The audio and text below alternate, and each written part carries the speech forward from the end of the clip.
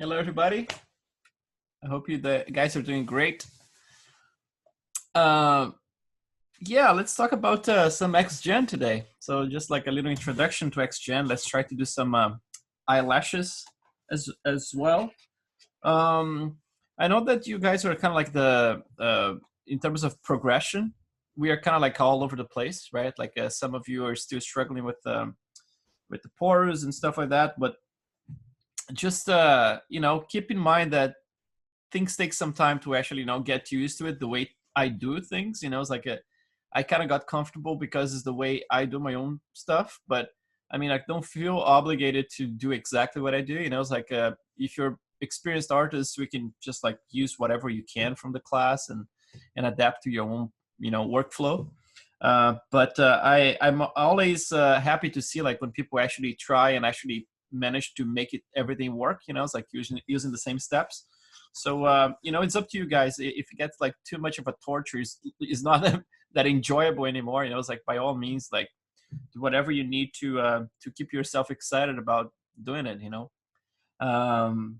Sometimes it's harder for me as well. It's like I mentioned before, like after a whole day of work, right? Like it's hard to keep the focus sometimes. But as soon as you get it's like to do a little bit of the work, sometimes you get kind of like inspired on the spot. It's like you start doing the work and it's like, huh, yeah, I can kind of see where this is going, and then get excited again. So keep your heads up high and let's create something together.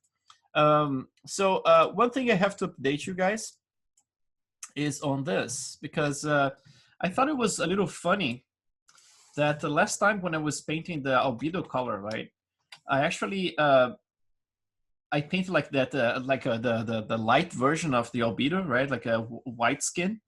And then when I plugged in here, remember, it was kind of like overblown. It was like, huh, maybe the lighting is overblown and stuff. Yeah, you know what? Like there was a tweak in my shader network was actually correcting the color that was coming from ZBrush. And then so in ZBrush was super dark. That's why you guys were not seeing a lot. And then I had a correction node here in Maya. Remember, like I told you guys, you can always correct the color using those slides, like color offset, color gain, right? And exposure as well. So my exposure was cranked all the way to 0.9 in here. So that's why it was looking correct in the render. But then, it's like when for that specific node, but when I plugged the skin color, like the light skin, it was super, super pale, like very blowing up, So what I did, I did a back and forth between ZBrush and Maya again. So I exported like probably like 6 different versions, each one of them going a little bit further with the color. So I would get to polypaint right here, and then I would go to adjust colors. And then just this slide here, I was just like punching a little bit every time, a little bit like 0.02, something like that every time, until I got to a similar color. You kind of lost some of the interesting stuff that I had. This is the old one right here, right? This is the new one. So some of the variation and I kind of lost in there. But at the same time, I like the fact that it's a little bit more on the red kind of side of things instead of a little bit more orange like that. So I think I'm gonna start with this map, the new one, adjust it, and just like start painting those old colors back to it, but very carefully. Another thing that I did was to reduce the amount of subsurface scattering, which I had like between like this one was before. It was 150 I had before. I cranked it pretty good, but then now I reduced to 135, 0.135.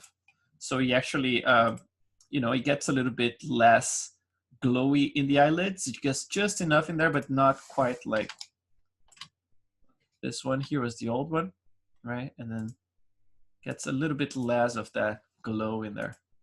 That has, it might have to do with, this effect that I'm seeing everywhere here. It might have to do with the fact that I have a lower subsurface scattering as well. So it might be affecting the rest of the skin. But I'm gonna have to keep like, tweaking it and seeing what works better. But I actually like this like slightly reddish tone in here. I saw many of my references with this slightly more red tone than orange tone like that. But I still want to get some of this orange and yellow in there somewhere. But gonna do it manually. So that's my little update for today. So in terms of the XGen, right? So I'm gonna be doing like a kind of like an introduction to XGen if you guys are you never used it. And XGen, my disclaimer is always like we have to to pay attention to what we are doing. One main thing I would say, like try not to delete like the overall history of your scene. And by that I mean like if you have like shortcuts like that, if you have your a shortcut for your delete history, you basically like you locate it right here. So if you go to edit and then delete by type, you have history, right? Delete by type history, and then you have delete all by type history. So try to avoid at all costs this delete all by type history here. Go selectively if you're doing something, for example, like if you're sculpting something here or modeling inside of Maya, and it's something that's not related to the head, right? There's no reason you're gonna delete all the history for all the objects. So you just select whatever you're changing right now, like if you're cutting new polygons and modeling stuff, and you just go to edit, delete by type history, but avoid doing the delete all by type history, because if you have hair systems assigned and things like that, sometimes those nodes can get disconnected, and then basically like you screw up the whole system, right? The hair system. There are a couple of ways of doing hair. I mean, like there's the interactive way. That's basically the one I use. It's buggy, right? But the other one, like the old way of doing, the hair, it's a little bit less intuitive. I mean, like it's not an interactive process. Everything is like with the numbers and sliders and equations, right? Like you have to put like little formulas in there to get certain types of like randomness and stuff. But the interactive is cool because everything is very artistic, right? Instead of like putting a formula, you can simply plug like a freaking noise, like node, and then you get the same result as trying to randomize with the formula. But both ways are kind of buggy, It's like some people have more success working with the old way of doing it. That was like my student, I think it was like from, I believe it was the first class, Emerson, or maybe the second. And he had a lot of crashes with interactive in his personal machine. And then he had to switch like to the old XGen to be able to do it. And he did a great job. I mean, like he was able to do the whole thing using the other way, right? Before the interactive was introduced. So it's optional to you guys. I would say like interactive, if you're an artist, if you're not that much of a technician, you're probably going to enjoy it better. But there are a couple of limitations, And the main point about XGen is that it's a fantastic piece of software, like very well written and everything, other than the bugs, right? The bugs really kill the whole experience. So make sure you save your scene constantly, right? Make backups of your scene, and then and try not to delete the history for all objects in the scene. That's the main 2 points I want to make. Crashes are almost guaranteed they're going to happen at some point. And then there are like different ways to approach it, right? Like one way that you're going to see many tutorials is basically like some people prefer to use like a lower resolution mesh, and then for example just cut the scalp. So select like a bunch of polygons in here and make like a helmet, right? And then copy this object, select that area, and then delete everything else to just keep the scalp where you're going to grow the hair. If the UVs are preserved the same, you can basically like use like the transfer attributes and just like transfer from one model to the other one, and it should conform to it if you keep changing the model constantly, right? Just make sure the shrink wraps back to place. But then there are other people who prefer to actually groom everything in the same object, which is my case. I like using the same object. Reason why I'm actually, instead of like using the lowest resolution mesh from ZBrush, I'm bringing this the subdivision level 2, right? That's the whole reason, is that this way I have more control for painting stuff here for XGen. Now, what I'm gonna do here, there are many ways to do it as well, right? Like as anything, like with ZBrush, you might have like a million ways of doing stuff. The way that I learned to do that works faster for me, and this again like is optional to you guys, it's to select the areas I'm gonna be painting. For example, if I'm gonna create like a new definition for my hair, and I'm gonna do just like eyebrows, right? So what I normally do is select an area which is bigger than the area of the eyebrows themselves. So for example, if I have an eyebrow that's just around here, I'm probably gonna grow the area quite a bit more, and I'm gonna assign a description to that area, because I need a little bit of a buffer to actually create either like to shrink this whole thing by making the far away ones a little bit more like thinner and smaller. So I can actually create like blends, for example, like if you have like a peach fuzz assigned to the whole hair, to the whole head, later on, I'm gonna have that. Then I can actually do either one, you know, it's like I can actually make the edges or the borders of the, like around the eyebrows a little thinner and smaller to the point that they almost blend into peach fuzz. Or I can go the opposite. I can just groom the eyebrows and then use the peach fuzz and then grow the peach fuzz closer to the edges of the eyebrow, just to create those blenders, you know. Just, you know, it's like, so you don't have that kind of like a clown kind of eyebrow, you know, it's like that looks just like painting in there, right? It's just like has a very well-defined border and everything. It's always good to have like some blending to them. And then obviously there are lots of things you can do with the interactive, like painting things interactively, like painting the thickness of the hair, or painting the length of the hair, everything interactively, which is really cool. Interactive can also support like maps, like density maps and things like that. But the limitation is that we are using like multiple UDIMs in here, right? If you look at your model, you should have something similar to that, right? Some like 5 or maybe 4 or 5 different UDIMs in there. So Maya doesn't support you painting across UDIMs. So the part that sucks is that either you can have like, if you want to do that, you can do that on your side. For example, like create a new UV set. So you have like same object with 2 different UV sets. And then in the second UV set, you have just like one UDIM for the entire thing, right? Because if you want to be able to paint interactively here inside of Maya, density maps and stuff, you need to have everything in a single UDIM. Otherwise, it's not going to even work, right? Now, the other way is to actually, the limitation is not from XGen, by the way. The limitation is from Maya. It doesn't accept you painting across UDIMs.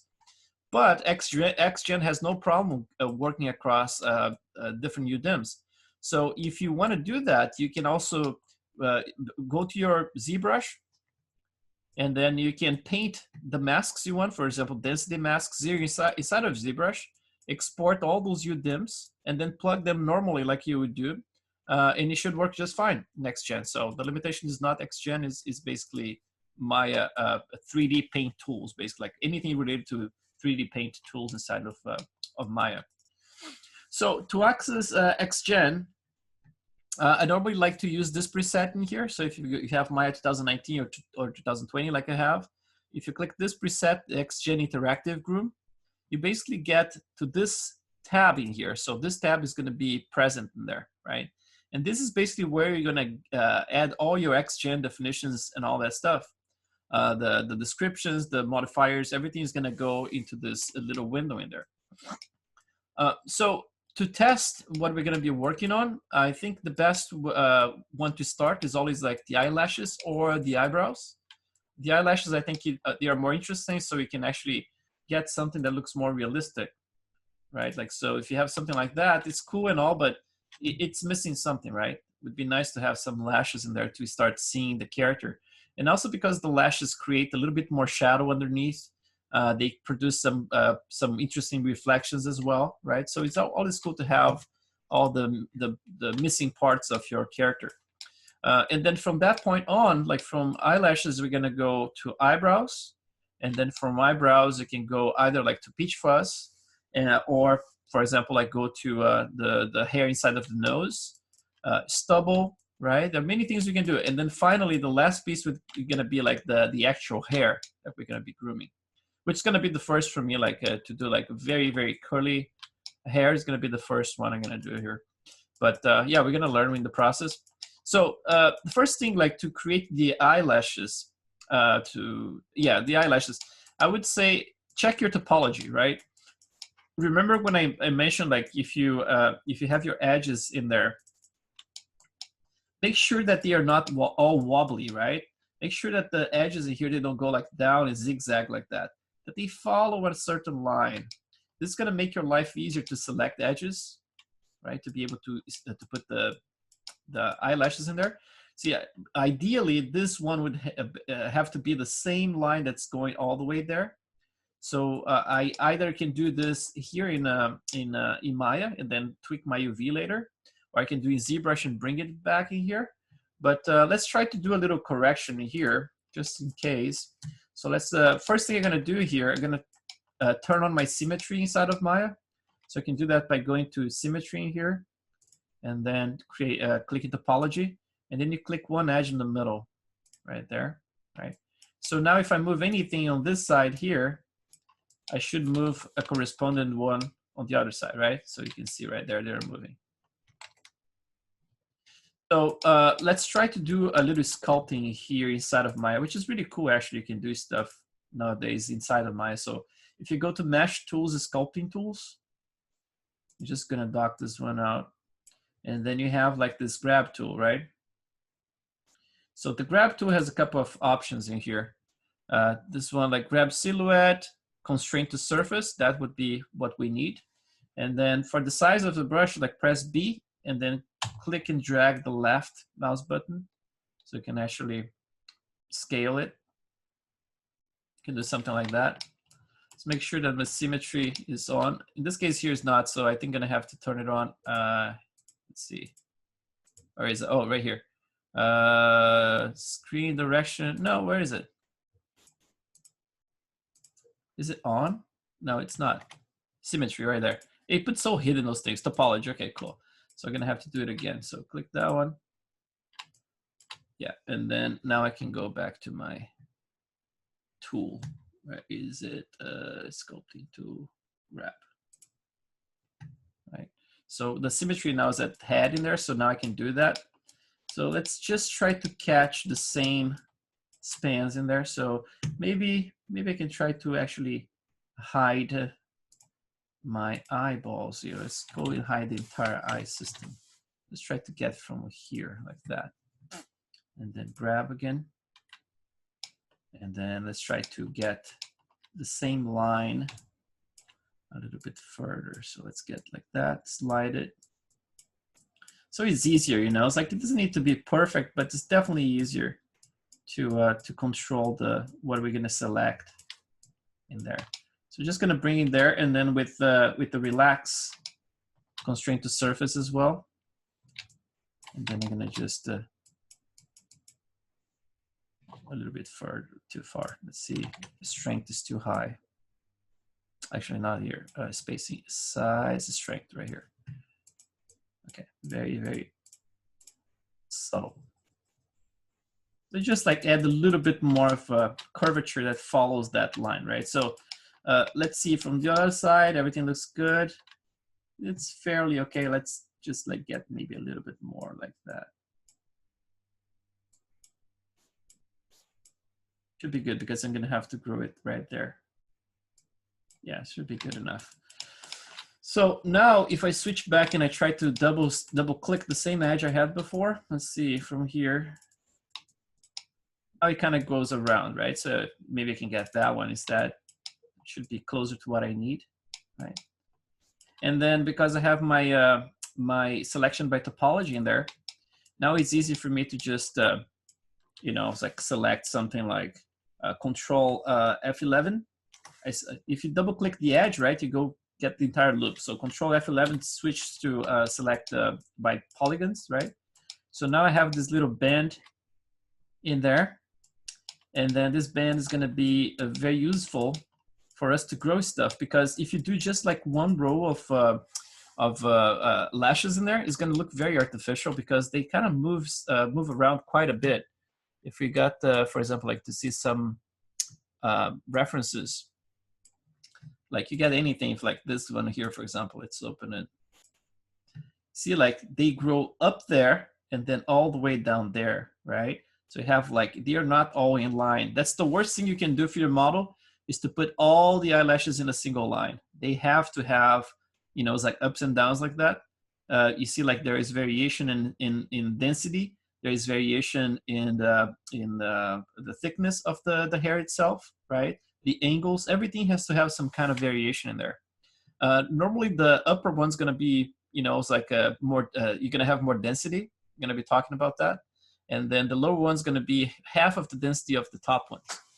And then also the bottom ones, you might get stuff that's a little bit thinner, right? Like, for example, like those ones here, you can see they start getting very, very thin to the point that when you get very close to the carunculum here, they get very, very strange and tiny, you know, like very, very, like almost like pale sometimes. So that's why I'm kind of like selecting two set of edges instead of just one. But the trick here is I never like to do everything in a single scoop like that. I like to do like in two passes. So I'm gonna do like the top and the lower eyelashes separately, right? So let's start with the top ones first. So to do that, let me just like select with Control. Just gonna select those guys here, eliminate them. I can actually, don't need to go all the way to the very corner, maybe a little bit less than that. And then here, let's just select those guys. Let's see, yeah, symmetry is working, cool. So let's just deselect, let's see, it's gonna be hard to see here. Let's get those guys out. Don't need to go all the way to the corner. I'm gonna eliminate those guys there. So pretty much like that. So that's gonna be the upper eyelashes, right? If they are slightly in the wrong position, at any time we can just slide those edges again, bring them, you know, spread them out a little bit. And then there's also a node called displacement we can actually use to tweak and pretend they're going like further or back. So we can actually always tweak that as well. So in terms of density, for example, like if you search like number of eyelashes in the human eye, you get a result like this, basically like between 150 to 200 individual hairs on the top eyelid, and the bottom has half of it. So between 75 and 100, right? So if you're looking for someone younger, probably maybe like a woman, right? You're probably gonna go for something a little bit more dense, right? Maybe you're gonna get like a little bit higher, closer to the 200. In this case here, the guy's older and everything. I'm gonna give him like probably around that average of 150 and 75. So if it's 150 per eyelash, that means I need 300 to get both of them. So let's see how we assign the first one, the first description here. So you're going to select the XGen Interactive tab again. And the first thing you're going to do, just make sure I have space here. It's okay. So you're going to do like create. And then you're going to click interactive groom splines, right? So you're going to do this. And then this one you're going to call whatever name you want. In this case here, upper lashes, right? And then for the number of them, so the approximate count number in here is 4, right? But I want to get to around 300, right, for both of them at the same time. So let's crank this one to, let's see, 90. Oops, no, it's way higher than that. Only 44? Seriously?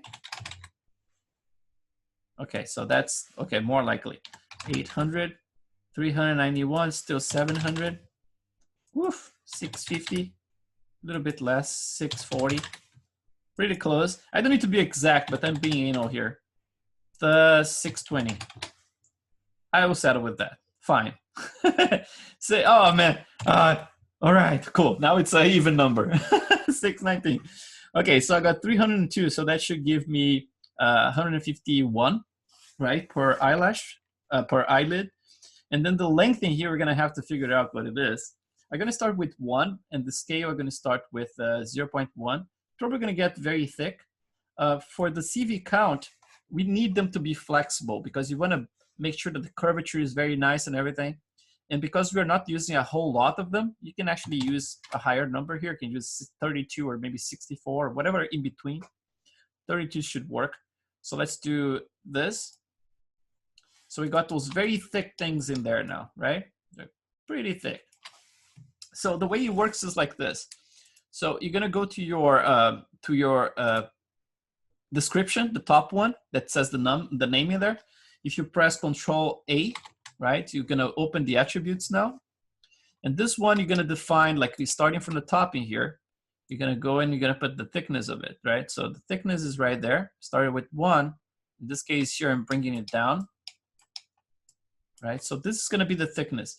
You have to see, for example, like in references, look for whatever makes more sense to you, right? Like looking at in here is gonna be a little hard for me to see until I render it.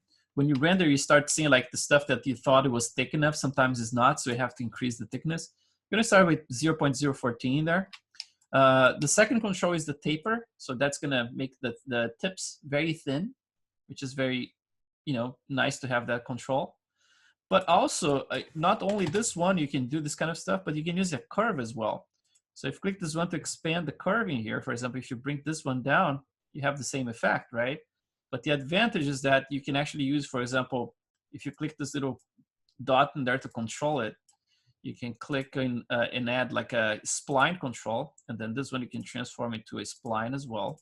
And now you get a nice curvature like that. So you can actually control it with a little bit more precision, You can do something that goes a little bit thicker and then ramps out to thin at the end like this, which might look a little interesting, more interesting. Right, so this kind of stuff you can do with it. But at this point here, we are more interested in the scale of it, like how we're gonna curve them and how long they should be, right? So in that case, at this point here, we can you could potentially like just sculpt this straight away, just using the regular tools I can show you here. So you're gonna get like this tab in here that says XGen. And you're gonna notice there is a separator right here. See this vertical bar in here? So basically this vertical bar says that everything behind it, like all these controls in here, they're for the old XGen, right? So basically like this is gonna control all the other stuff that you do with the legacy XGen, right? But then all the interactive stuff start from here on. So like this stuff is gonna be the controllers for the interactive. So if you want to sculpt, for example, those eyelashes like on the fly right now, you can go back to your interactive groom right here, expand your sculpt, make sure you have it selected, and it's this is very important. It has to be on, the red has to be on in there, right? And then from here on, if I click, for example, this guy here, this is basically like the comb brush, right? You see that I have like a little manipulator here, kind of like a brush, right? Same deal, like press B, press B, left click, and then drag side to side. But then if you press Control A again, you're gonna notice that you're gonna have, let's see, where my tool settings. So if you scroll all the way to the last one here is tool settings, right? So this one here, you're gonna have symmetry settings. And you can use, for example, like using world or object. So I'm gonna use world on X. So now it's symmetric, right? So it's easier for me to groom like that. And then if I start like moving stuff around, it's gonna start like, I can start styling things like on the fly like that. But the thing is like, I'm gonna have to control everything kind of like manually, right? Just like make sure that everything works perfectly. That sometimes is not very feasible. So the best way to control things in a much broad way, it's to actually use some guides, like some guide curves, right? So let's take a look at here. So I have my eyelashes in there. And then I can hide those guys, for example, by clicking this, right? So I hide it. And then, and I can use, for example, a modifier in here. So I'm gonna add a modifier. And the modifiers, you have a bunch of different things. We're gonna be using a lot of them here. Gonna use plenty of noise. We're gonna use definitely clump for most of the groom, including the eyelashes. The displacement is a node we can use to offset things here and there, kind of like make the hair more ingrown, things like that. The sculpt is, we're gonna be using plenty to actually refine the groom, like manually sculpting stuff. And then the other stuff, I think we are not gonna use a lot. Maybe the scale, we can use the scale with a noise plug to it to add the variation for the length of the peach fuzz and other things, for example, right? But in this case here, we're gonna start with the guide, right? So the way it works, you click the top node, this one here, right? Of your eyelashes, and then you add modifier, and then we're gonna add a guide. So when you add the guide, by default, it doesn't show anything there. Nothing is happening, right? It's just a little node in there, but there's nothing in terms of control underneath it. If you go to the attribute editor, Control A again, you're gonna notice that there is a couple of controls in here, and one of them says create, right? So if I do a create in here, let's see what we have. Let's go back right here. Oops. So when I click in create, now we have like this happening. So there is a subsystem within that. Basically like let's see if I have my selection still working here. Otherwise, the whole thing's not gonna work, but I think it's selected. Let's see. Control, let's see, face. Yeah, it's still selected, cool. So if I go back in here, the same way we created that first description, right? It creates all the subsystems in here with a sculpt node for you, scale and all that stuff. Every time you create a guide, and then you go to that, that first control, where is my guide? Let's see, right here. And you click that first control that says like create right here. Now it just says delete, right? But every time you click create, it creates this subsystem in here, which is kind of like a separate kind of thing.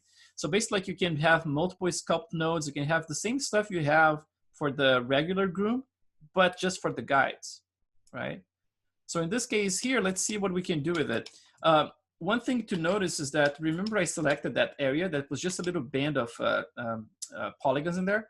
If I want to add an eyelash, for example, right here, I can't because it's locked to that area from that point on.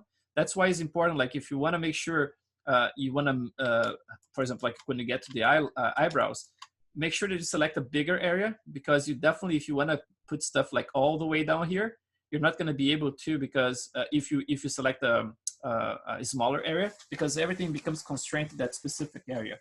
There is a trick to release that area, so you can actually put hairs anywhere you want, but that's basically like transferring this, like basically exporting the system and then re-importing it, and that should basically like unlock that entire area. But at this point here is still locked. So let's take a look at the guides in here. So if I click edit, right, and then you have like this interesting controls here. The first one is the density.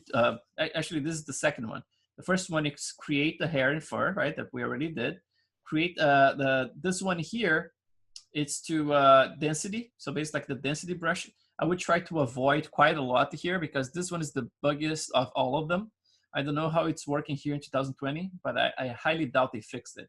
And then you have like this one here, that's the placement tool. Still locked in there, let's see. Place tool, right? And then you have this one that's basically like for length, and this one is for cutting. This one is for width, right? It's pretty self-explanatory in there. Grab tool, blah, blah, blah. So I'm gonna be using this place tool here. And I'm gonna make sure that I have my guide selected right there, right? And edit for the guide, not this one. If this is selected for in the sculpting here, you're basically painting the eyelashes themselves and not a guide, right? Make sure you have the guide selected. So you're just gonna click here, let's see if it works. So I got one. There's no interpolation just yet, so it's nothing is gonna happen. Before I do this, let me just turn on the symmetry actually. Let's go all the way here, tool settings, symmetry, and then let's do object in X. That should save us some time. So let's get started like maybe even closer right here. Right there. So it's already kind of interpolating, right? Like because now it has one in each side. So let's start with maybe like 5 in here. So I'm gonna do one there, one right here. Make sure, for example, like if I click right here, nothing happens. I'm clicking, nothing happening here, right? But as soon as you click in that area where you started the selection, right? It should work. So let's click right here.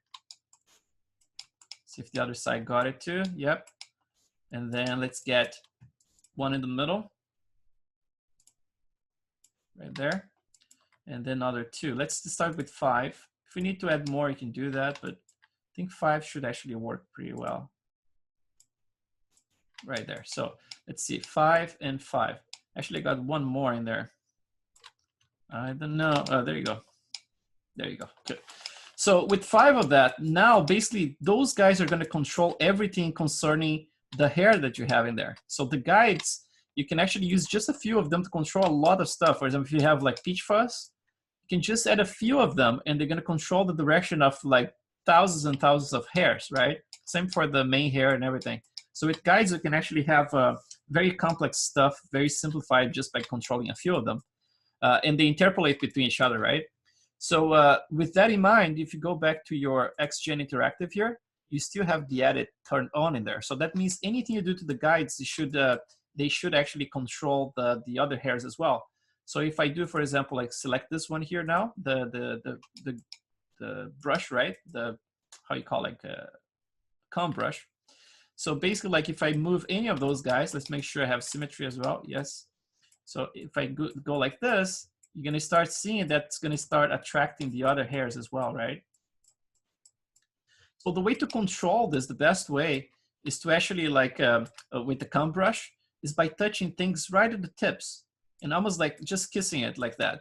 Instead of like going right at the top and trying to move stuff, it's going to look weird, right? You want to make sure you get the nice curvature. So you just touch the tips of it.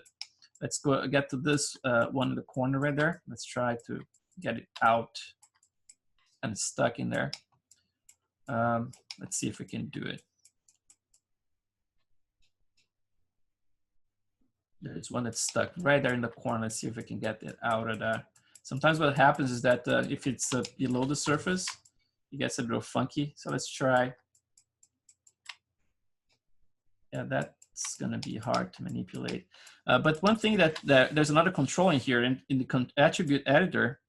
Actually, not the attribute editor, the tool settings. So for each one of those tools in here, you're gonna have a bunch of settings, right? So if you go to the tool settings for this guy here, there's this brush fall off in here. And this one is already set correctly. It says screen, right? By volume, sometimes it gets very funky, you know, it's like, I don't like it.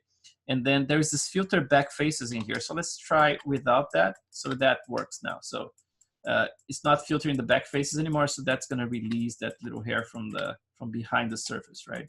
So that's what we want at this point. So let's go back in here. And then this last one here, I'm gonna bring it out.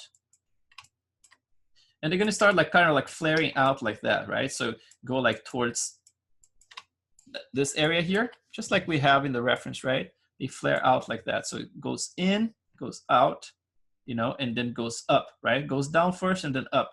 Depending on the person, I mean, like if you see someone in makeup, right? Normally they spend like some time like curling the little hairs in there, and then you're gonna see like a nice little curvature. They go way lower in there. In this case here, it's optional how much we're gonna go lower, but I normally like to go like at least a little bit lower like that and then go up again. And then, so from the top, we're gonna try to create kind of like, almost like pointing, almost like in a semicircle, right? So we're gonna get like that. I got this guy is here, this guy, and then now I'm gonna curve them. Now, you might get in trouble that you're not being able to control one single one of those hairs. And then there's this brush here that's very useful. That's called the freeze tool. If I click the freeze tool, the same way you have symmetry for everything else, you have it here too. So symmetry settings, I'm gonna do by world in X. Let's say I want to tweak just that last one right there, right? You can just paint those guys. Let's see. Brush settings, blah, blah, blah, paint. Oh, which one is that? Right there. Oh.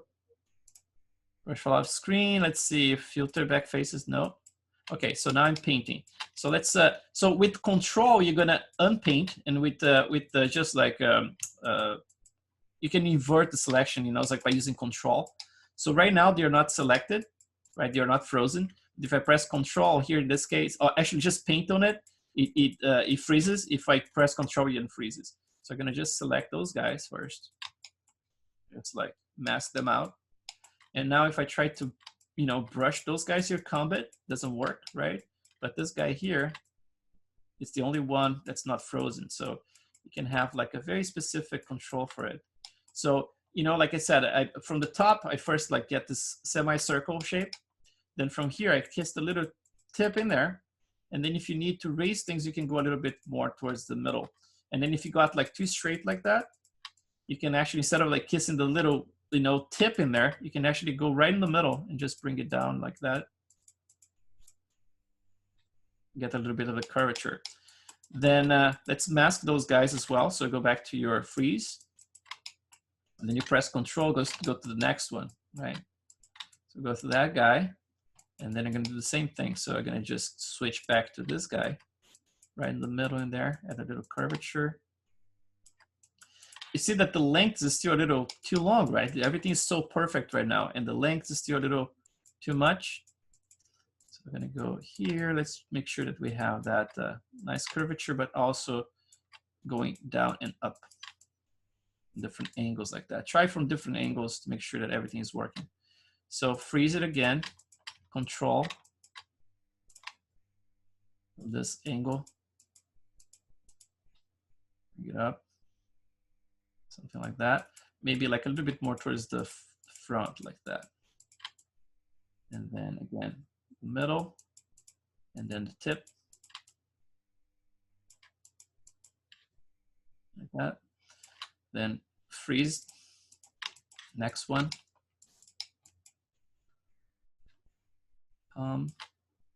Let's see, the angle is good. Let's just like get this tip up.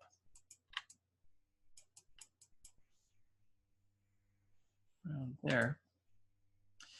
Try to avoid this kind of effect that I have. You see, like there's almost like an S curve. It never works very well if it's an S curve. Try to, like from the top, it has to look like, almost like a straight line. And the curvature has to happen just like from the profile like that. Try to avoid too much of that zigzag when you look from the top, because it doesn't look very natural. So let's freeze it again. Let's get the last one. And then we're gonna go up right there and out, right? Make sure it's not zigzagged. Just gonna straighten it a little bit. Top, tip.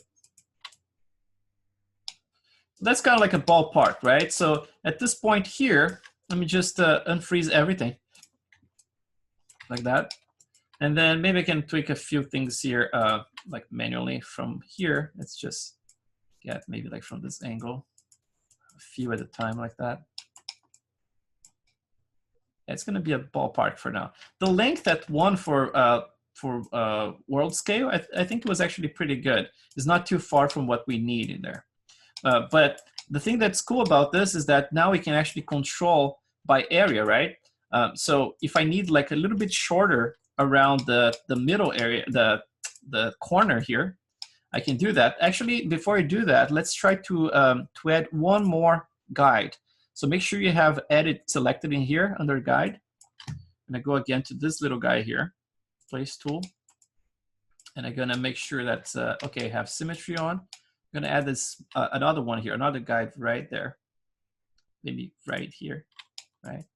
I'm gonna make sure I have control for that little area, otherwise things get a little lost sometimes. I'm gonna mask everything. And then let's just lift that little part. Maybe a little bit lower than the rest. But the cool thing with this control, right at the corner, is that we can actually make things fade more into smaller hairs, right? So let's just unmask everything again with the freeze control, right? And then see, like that one is not, this one got the zigzag in there. I'm gonna have to turn off my symmetry and just correct that specific one right there. So let's go to tool, and for this guy here, let's close my brush and then turn off the symmetry. And let's just try to mask those guys first. And then turn off my symmetry for the mask as well. And then let's just unmask that guy. Like make the brush a little smaller to unmask that side. That's the only guy I want to lift. And then goes up right here. So it looks a little better. Let's see.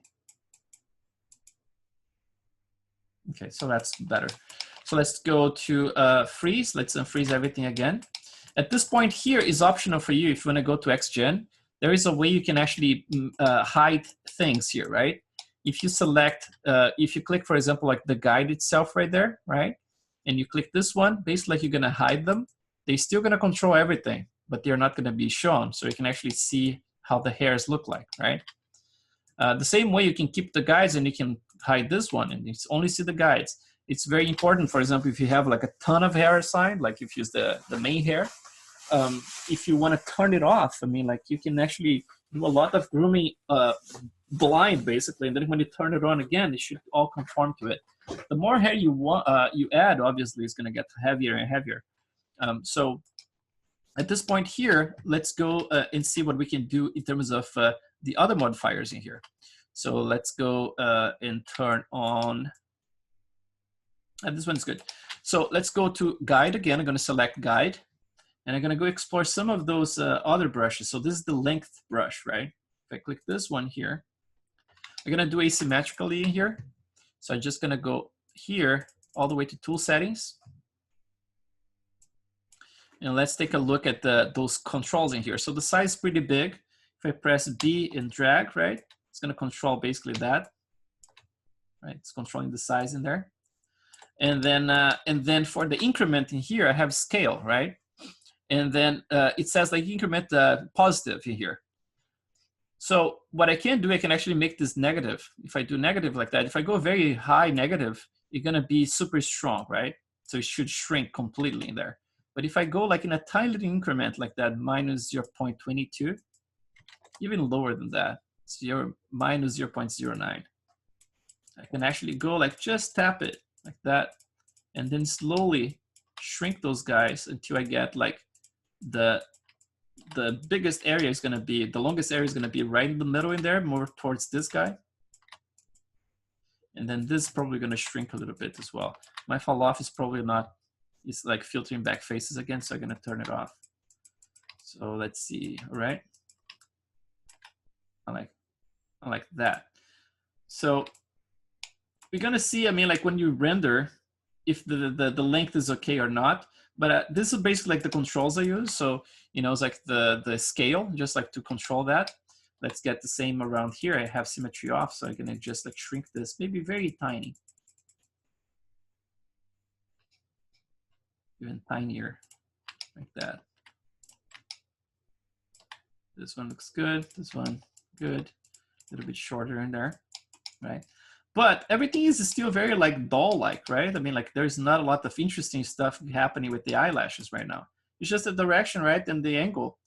But we need to make them look more like eyelashes. Let's, I mean, like at any time, if you feel like, you know, it's like going up, like bringing stuff up, like you can keep working on it. You know, it's non-destructive. As long as you don't delete any history or anything, you should have those guys in there for a long time to help you out. At any time, if you want to get rid of them, you can always bake them, you know, and get rid. So I'm going to show you like how to back up those things, for example, so you can actually recover at any time if something goes wrong. But so now let's incorporate some more modifiers in here. So I got my guides in there. I have the eyelashes, right? Let's just save the scene. It should still be fairly small because we don't have a lot of hair going on. But as soon as you start adding more and more stuff, then it's going to be, let's see, African man. And that's going to be grooming 1. Okay, so let's save this guy.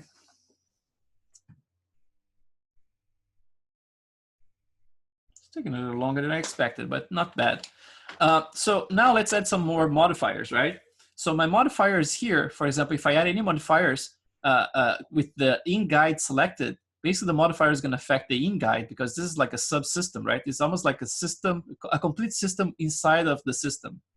So what I have to do, actually, I have to select the upper eyelashes again, which is the top node that has everything included. And then I'm going to add the modifier in there, right? Because I want to add the modifier to the actual hair, not to the guides themselves, right? So I'm going to go add modifier, and I can just do clump.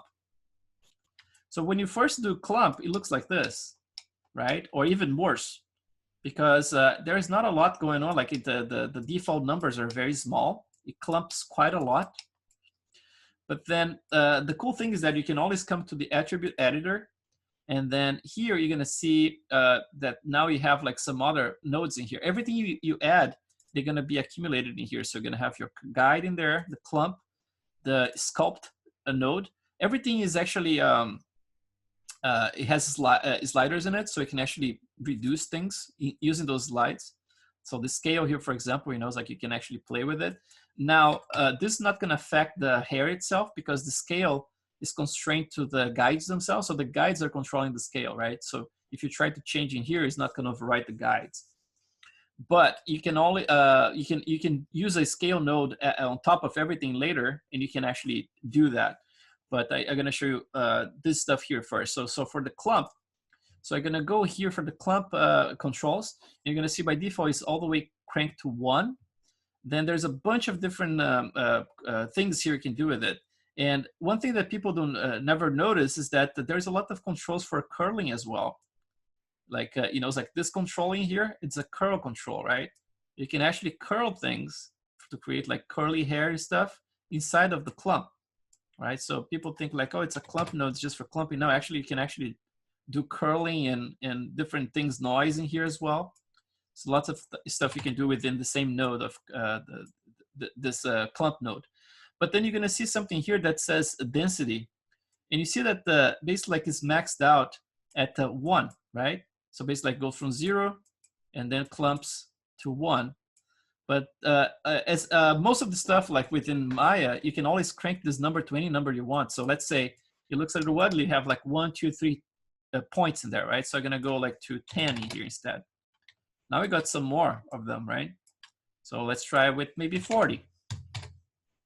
Oh, you got even more. So like now looks a little bit more like a like a doll, right? Kind of like it has those little clumps in there. You can keep increasing this number to anything that you think it looks better. But then let's see, like with 100, what it does. Not a lot of difference, right? Let's keep it 100 for now.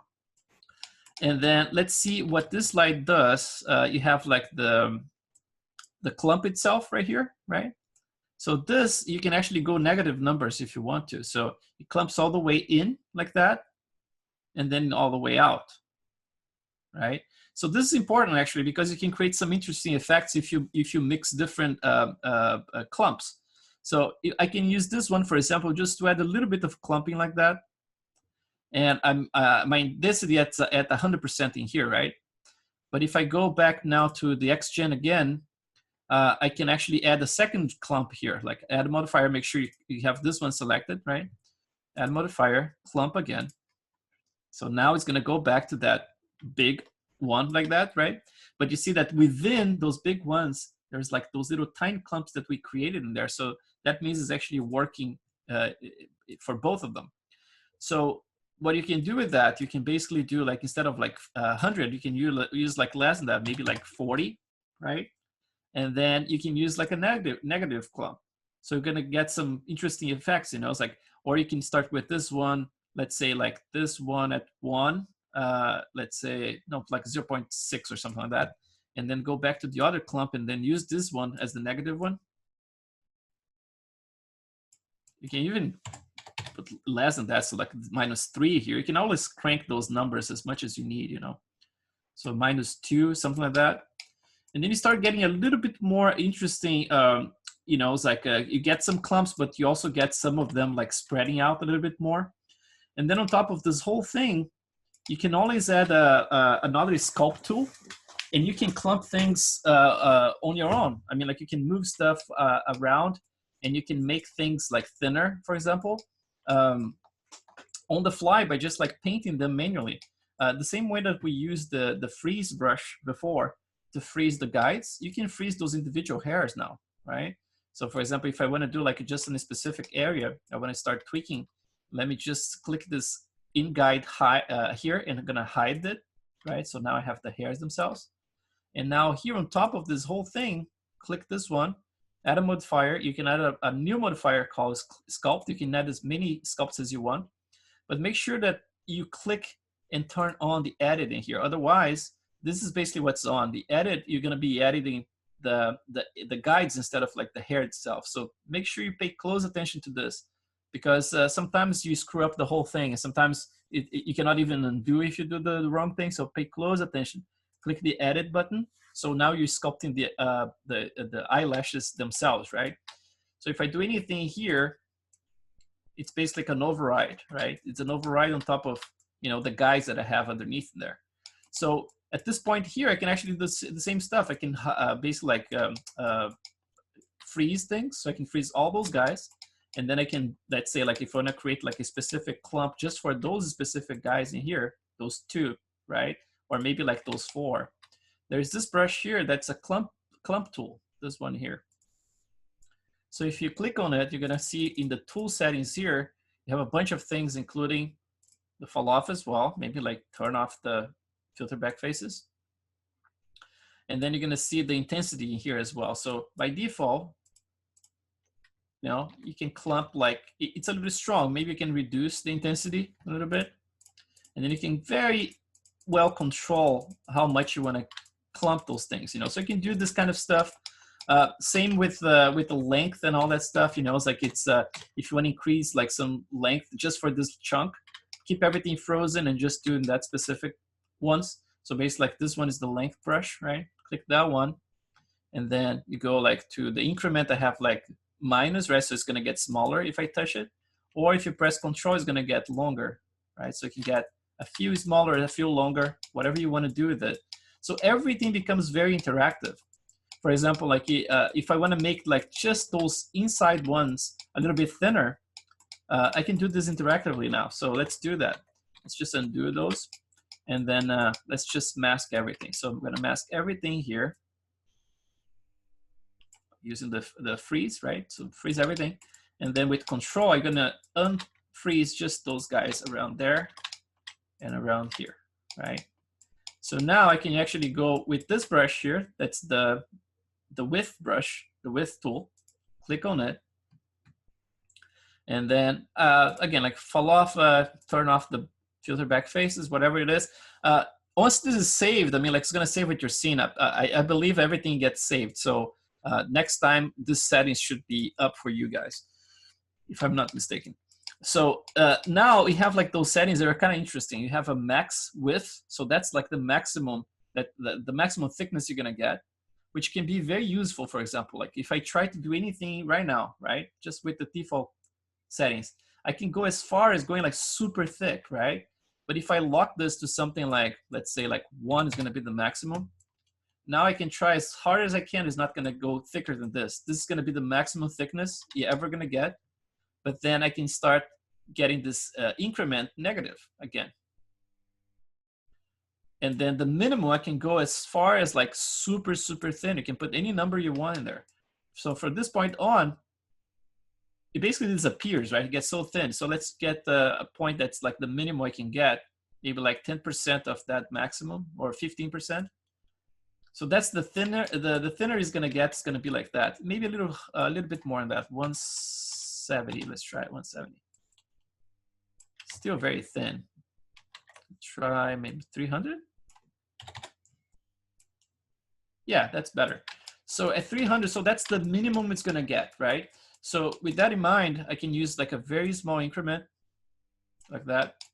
And then just like very slowly start getting those guys thinner and thinner towards the center, the corners, until they basically like gets like the minimum possible thickness right there. So they almost like fade. And I can do the same for those guys in here.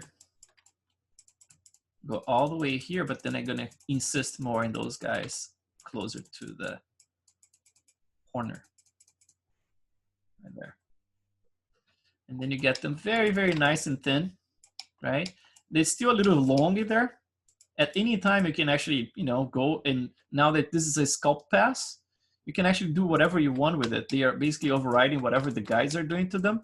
So right here, I can actually just like make them even smaller again, like that, right? And then a little bit smaller like that. And that all using the freeze as our guide, right? So that's pretty cool that you can do that. So Control, just gonna freeze everything again. So before we go further in here, let's just assign the right shader as well. This is the default shader assigned by Maya, right? which is not that great in there. So what we're gonna do, is just gonna assign like the shaders that come with Arnold. So let's click the hypershade. So let's see what we have here. So that's basically like our iris from yesterday. I'm gonna go to Arnold shader, click that one, and then you're gonna have one that says standard hair. Click that one, and we can name it like eyelashes, so we know what it is. And by default already has like most of the controls are, you know, at the ballpark is pretty good, but I like correcting things and tweaking everything anyway. So let's go back to XGen tab in here and make sure you select the top one, not the guide, right? That's a subsystem. So you're gonna go select the upper eyelashes, click right here, and then right click, assign material to viewport selection.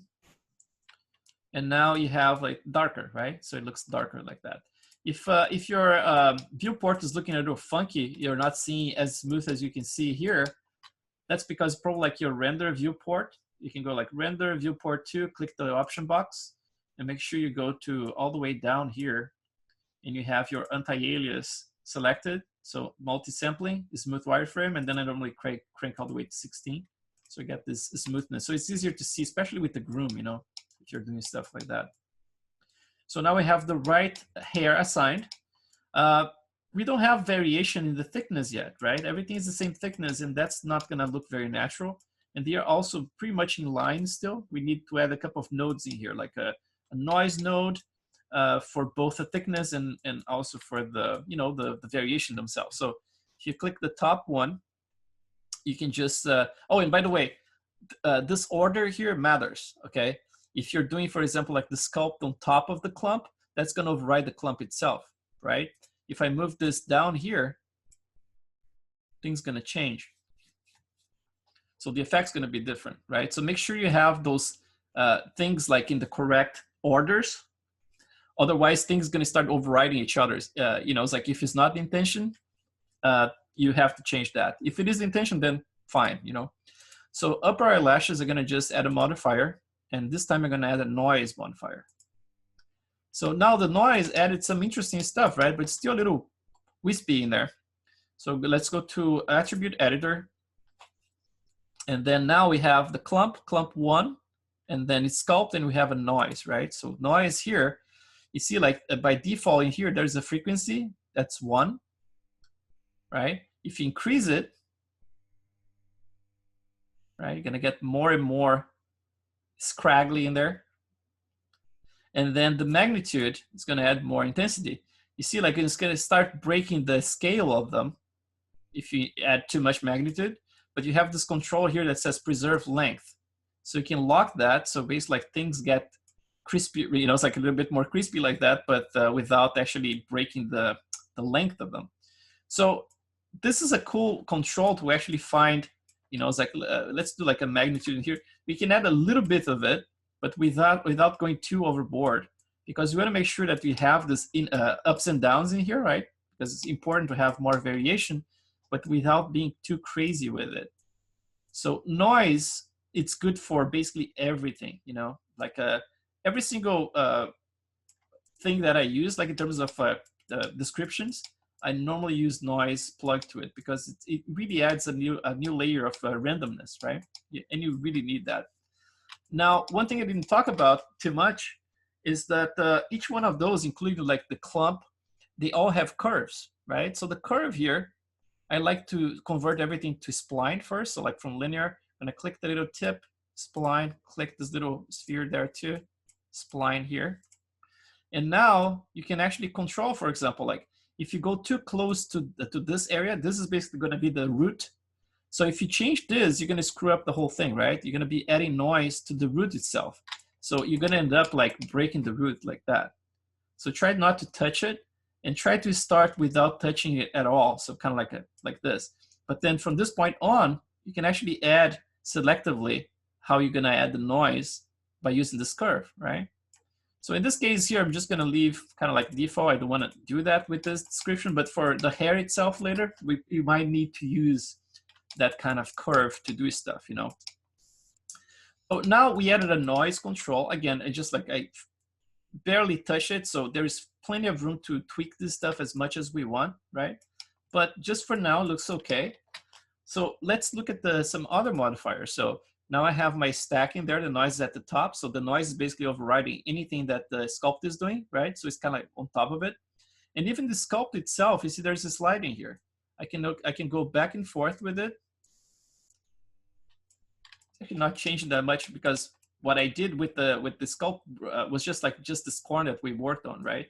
So basically, like it's just like making things longer and thinner in there. Oh, actually, that one as well. There's one I changed as well. So the sculpt here is in this case not doing a lot, right? But just a little bit. But just so you know, all of those guys here, for example, including the guide, all of them have those slides, and they actually can be tweaked on the fly. So if you think you went like too far with the guides, you can actually control them to go slightly lower again, right? So basically, like, all of those are still live. As long as you don't delete the history, everything should still work, right? So it's another thing to think about because, you know, it's important. Sometimes you add like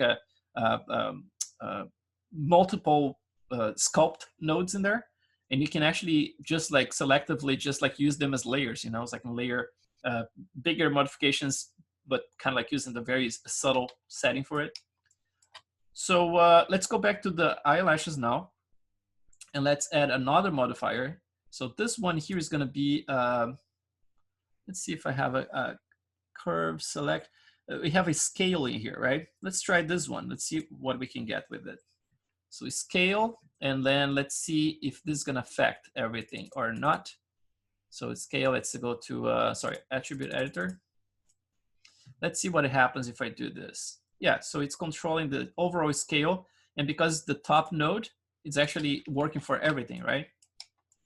So the cool thing about this is that I can add some variations in the length of the hairs by using noise here instead of like using formulas like I mentioned before with the legacy XGen, right? So just gonna click in this little box in here, or you can do even with masks. I think you're gonna add a mask maybe. Mask or scale, probably mask. Let's do a mask. Because the scale, I wanna preserve the scale the way it is here. I think that's the maximum length I'm gonna go with. I just wanna control the mask. So I'm gonna click this guy, and then I can go to like a regular Maya 2D texture. You can just use like a noise, for example, right? See, it started to affect the hair already, but the noise is very, like I don't have a lot of density. So I'm gonna crank the density here from 1 to, let's say like 20. Let's see what happens. Not so much. Let's see. The ratio is actually affected. Oh, it's because, yeah, let's see if the ratio is gonna work here. So let's see, 8.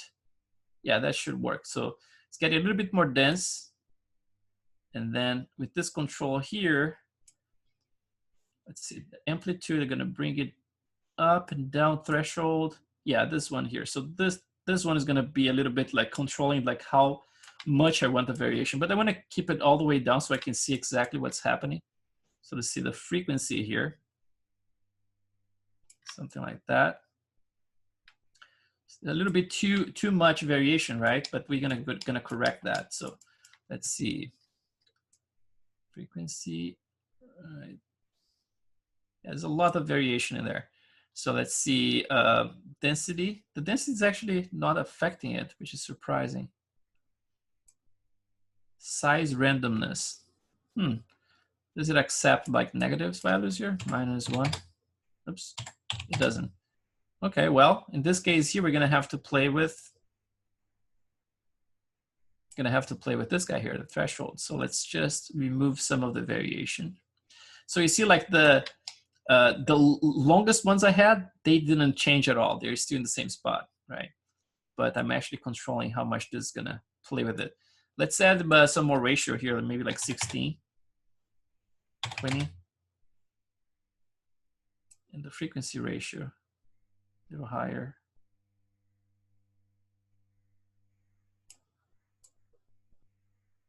Yeah, something like that. So now we got like some length difference in there. I can actually increase, you know, the variation by bringing the threshold a little bit lower. but I think I'm not gonna go like too crazy with it. In terms of amplitude, maybe something like that can help. Yeah, something like that. Now with the noise did a good job actually bringing some of them up and down slightly, right? And then this little guy here actually helped to add some length variation, right? So you get some very short ones in there in between. And so let's do a little quick render with this. I mean, like still very basic, right? But like I said, I mean, like at any time you can correct either the guides themselves or the hair itself. And at any time you keep tweaking this forever if you want. You can go to your groom here. Let's select the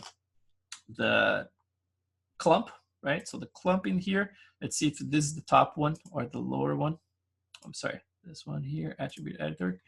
Let's see. So this is 712. Let's get a little bit more random with it, but not too crazy. Let's see. Positive 8 something. But I mean, like the controls I show you guys, I mean, like you can do anything with it, right? Like since you have control of the masks, like the freezing things, you can actually go just specifically pick like 1 or 2 or 3 or how many you want, and you can make it thinner or whatever you want to do. You know, it's like you can do all kinds of stuff with it. But at this point, this is kind of like a ballpark, just using some modifiers so you can see it. But let's do a quick render of that eye in there, for example. Let's see if we can get anything interesting. Let's try from this angle. And this one is saved, so let's just get this out. You guys have any questions? It's like, I know it's a lot of little things, but.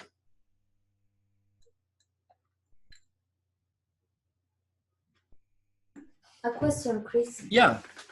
Yeah. So when if you need to change your model, the base mesh, yeah, there is a way to keep all the XGen work. Yeah, everything should work fine. Yeah. The only thing that you're gonna do when you bring the new model is to just like select you know, it's like you're gonna select the new model you just brought in. You're gonna select this one. You're gonna do the morph target thing, right? Like you're gonna use the deform, and then create blend shape. And then you're gonna blend shape one to another one, and then delete the history for them, just for the objects themselves. And if you delete the history just for the objects, it should keep all the history of XGen intact. You shouldn't do anything to delete it, you know. And in that case, I would say it should work fine at the beginning if you have just a little bit of hair like that. But in the future, if you have a lot of hair and you are still bringing new models all the time, before you bring the model, you can always turn off your XGen. So for example, like hide it, and then bring the model, do the blend shape, and then once it's done and you delete the history, then you turn it on again. Because otherwise it takes forever to just like calculate the new position for it. You know, that way it goes a little faster. If you're trying to interact with, you know, as I go with a slider of the blend shape. Yeah. Okay, thank you. Yeah, cool. No problem. We're gonna turn off my my depth of field in here because I want to render this a little bit faster. Chris? Yes. So any 2D node from Maya, like noise and that kind of stuff, can be applied to Arnold with no problem? Most of them translate just fine. You know, it's like sometimes you're gonna find 1 or 2 that are kind of buggy. And one that I mentioned yesterday was the ramp node. For some reason, like in one of my scenes, like the ramp node didn't quite work anymore. And then I had to plug a AI ramp float, like from Arnold. But in theory, you know, I mean, like when they program those render engines for Maya, they do internally conversions, you know. So for example, like if you create like a Maya, like a, how you call, like an area light, a Maya area light, and you try to render with Arnold, still is gonna render, you know, because it's gonna convert on the fly to Arnold's approximation of the area light. Same for those shaders, you know. If a noise shader is assigned for Maya, basically like internally is going to convert to like a Arnold, you know, noise, and it's going to convert and it's going to work. I think like most of them will work fine, but you definitely from time to time going to find 1 or 2 that don't work quite well, you know. But then in that case, you just plug the Arnold version and it should work. do they have, Arno, does it have a noise kind of thing? Yeah, they have two different ones. They have a kind of like a cell noise, and they have a Oh, that's regular right, the noise. cell one. Yeah, Yep, yeah, yep. yeah, that's right. Uh-huh. Okay, cool, thank you. No problem, man. So, oh, let's just isolate this one so it doesn't take forever. Let's go right there. Yeah, like adding eyelashes is just like, it already adds a lot to the eye, you know? It's like the eye is all those little components in there, and then the eyelashes really add to it. In this case here, seems like they're still they look a little thick. It might be like, yeah, they look a little thick in there. So I'm gonna have to go a little bit, you know, thinner. And then to change that is basically like in the main control, if you click the upper eyelashes attribute, so it should be at the very top here, this 14, right? So you can actually use that one. So this is the width scale. And then nothing stops you from using a noise in here to do more or less of the width scale. Actually, let's try that now. Let's see if we can do anything to look a little bit like, play with the thickness of it. So let's see if we can get some variations, because I don't think I tried this before. Let's see if it works. Let's see, try to plug, again, it's gonna be like a 2D texture from Maya, gonna be a noise. Okay, so that one was pretty big. Let's see, amplitude. Yeah, we're gonna have to find an amount here that actually makes sense. We're gonna have to go very carefully. So let's do ratio, let's go higher, let's see, 8. And then frequency ratio. So I can see a lot of variation now in the thickness of it. And then the amplitude, are gonna crank a little bit more, so 8. And then threshold. Huh, can I use threshold at all? Oh yeah, a little bit. It's gonna have to be very subtle. So let's try 5 here. And then maybe like 4. Yeah, has a little bit of variation now, which is good. But let's see, it's a little random, right? Like some of the long ones gonna be thin, which is like not ideal. Ideally it would be like the exact same map that we are controlling the length would be, you know, I can actually do that. Let's try. Actually, it's not gonna be the same because they're controlling in a different way, right? This one has to be very, very subtle. So yeah, I could potentially like just match the amounts I have for the other one, the other node. Let's see what we have in here. Let's see if I can find out. So scale, attribute editor, and then we have our mask in there. Let's just copy this tab around there. And now let's go to our top node, attribute editor, go to this one. And let's see what we have in there. So we have the ratio at 20. And we have the frequency ratio at 10. And let's see what else we have. 50 for frequency. 500. That's a weird number there. Let's put like a round number, 25. I don't think the density is affecting actually. That's the one that was not affecting before, so that's good. 3, 10, and then this is gonna be different obviously because it's a different type of control, but yeah, it seems like it's kind of matching. Like the small ones are thinner now, and the bigger ones, longer ones are the thickest ones. So that looks kind of okay.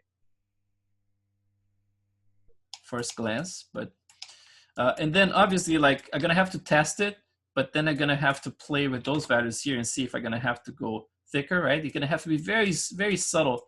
This one, if I go from 5 to 8 is already like a big difference in thickness, right? So I'm gonna have to do like something like that. Let's see if this one at 3 maybe is a little too thin. So let's try like 5 and 4 first. And like I said before, I mean, like it's gonna be like this constant tweaking and comparing to references and seeing what works and doesn't work, you know. But that's part of the whole deal. I mentioned this so many times, like in my presentations and everything, that when I work on those models, you know, it's like it takes like 10% of the time to build 90% of the model, right? And then the other 90% of the time takes to just finish the 10% that are left, because like it's just like tweaking, and then details, right? The freaking devil is right there in the details, and then just a matter of like how much time you were willing to spend, you know. It's interesting because I mean, I finished those classes and I move on to the next one, right? Because I have to start like thinking about the next character and doing some research and stuff. And then I kind of move on from those characters. So I basically spend a month on it and I have to move on to the next one. And I kind of like abandon them, but they're never finished, right? And then my students, like you guys, for example, you finish this class and then you're gonna have the entire time of, you know, like if you have some free time to do it. And then sometimes my students post some awesome stuff. You know, I get even jealous. You know, it's like, oh my god, dude, I wish I had the time to finish it. And then so don't make me look too bad. You can make me look bad, but don't make me look too bad. No, it's awesome, man. That you know, it's like it's just a thrill for me actually to see the students like putting out like some amazing work, and it's like my pleasure to just plug on my Instagram. You know, it's like help to promote you guys. If you're looking for a job, I mean, like a few of my students actually got jobs after, you know, a couple of plugs. But I think Artstation did the trick for them, and that's all on them. I mean, like I can plug your work on Instagram, but my number of followers is like 40,000, right? But Instagram has millions in there.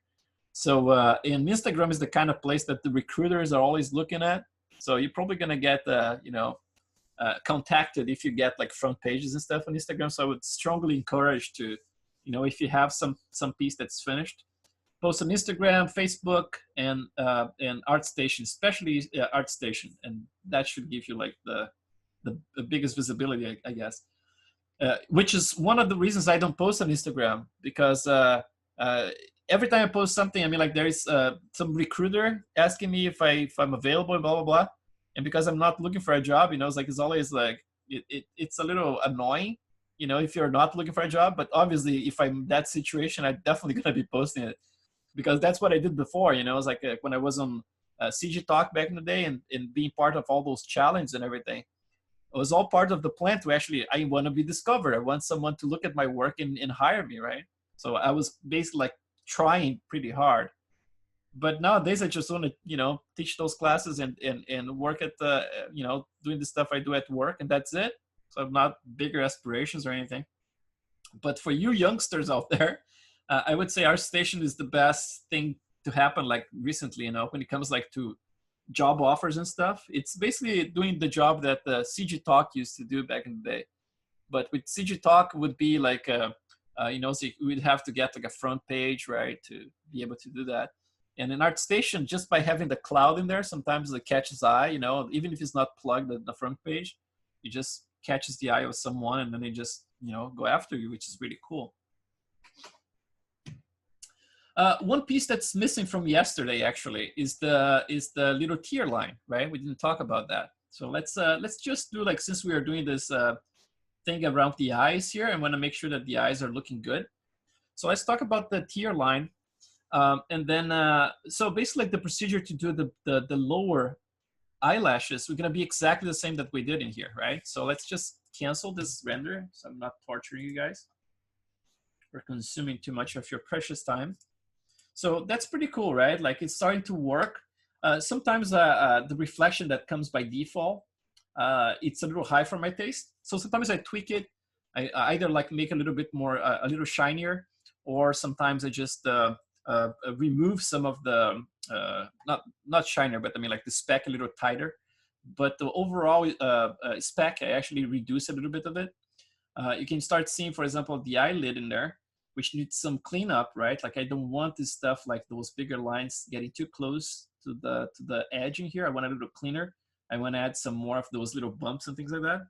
But then you see like there's this tier line in there that's actually breaking the surface pretty good. And then the way that's assembled is very, very simple. It's the simplest piece you're gonna find in the entire character. It looks like this. Let me just save the scene again. So it's the simplest possible geometry you're gonna find in here. So it looks like this, right? It's basically like a 3 sides, right? There's a 90-degree in there. Why 90 degrees? Because if you subdivide it, you get like a perfect curvature like that, right?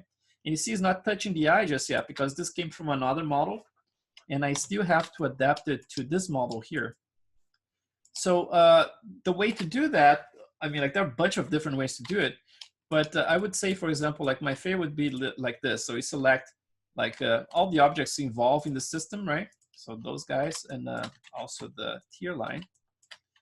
Alt H to just like keep them visible, and everything else gonna go hidden. And then you can click the face itself, and you can just click this little magnet in there. So that's gonna go live, right? So now it's live. I cannot select it anymore, but basically like everything I touch in here is gonna snap to that surface now. So let's press F for framing. And then basically like the vertex in here. What I try to do normally, I try to get this vertex right against that little edge, right there against the eye. And obviously, if your eye later on, you're going to be posing it, or, you know, if you're using deformers especially, you're probably going to have to include this little guy here in the deformers, because you want to make sure that it's actually following the eye, right, everywhere. But in our case here, I'm not concerned about it because everything is it's just a still, right? Just working for a still image. So I'm not too concerned about the top one just now. I'm going to just concentrate in the bottom two lines here, like this bottom two faces here. So actually, let's get this one. Sometimes it snaps to the wrong spot. You have to bring it back. So let's just bring it around here. It doesn't need to be perfect. So I'm going to bring this one back down right there. Let's see if it snaps back. Sometimes it gets like, there is a control for how much you snap, but sometimes just like zooming in is easier to control. So, and it doesn't need to really be perfect to tell you the truth, but just close enough. So this one here, same thing. You're gonna make sure that touches the eyelid around this area right there. So this one here right against the fence. This one is pretty far out. So just gonna try to get this one closer around there. So that like probably like next time I render is gonna look a little bit tighter with the whole thing. So let's get this around there. So very simple, right? Like you don't need a ton of geometry, just a few spans in there. Just make sure you have enough curvature. And I mean, like in theory, this tier line goes all the way around. It actually it's applied to the top lid as well, the upper lid. So under the upper lid, you're gonna have this tier line as well. But in my case here, I only have in the bottom because I mean, like it's so rare that I render stuff to be seen from the bottom, you know. But if you want to make things like pretty accurate, I would say like just create one that goes all the way around. You know, you can go a little thinner here. It almost disappears in the corner, and then it goes back in here, because this is basically like going all the way around the eye. It's basically like the liquid, right? Like in your eye, the water in there accumulated, which is basically like your eye is constantly being lubricated. So you're definitely going to have this going all the way around. So it's going to be the contact, right? Like lubrication between the eye and the skin.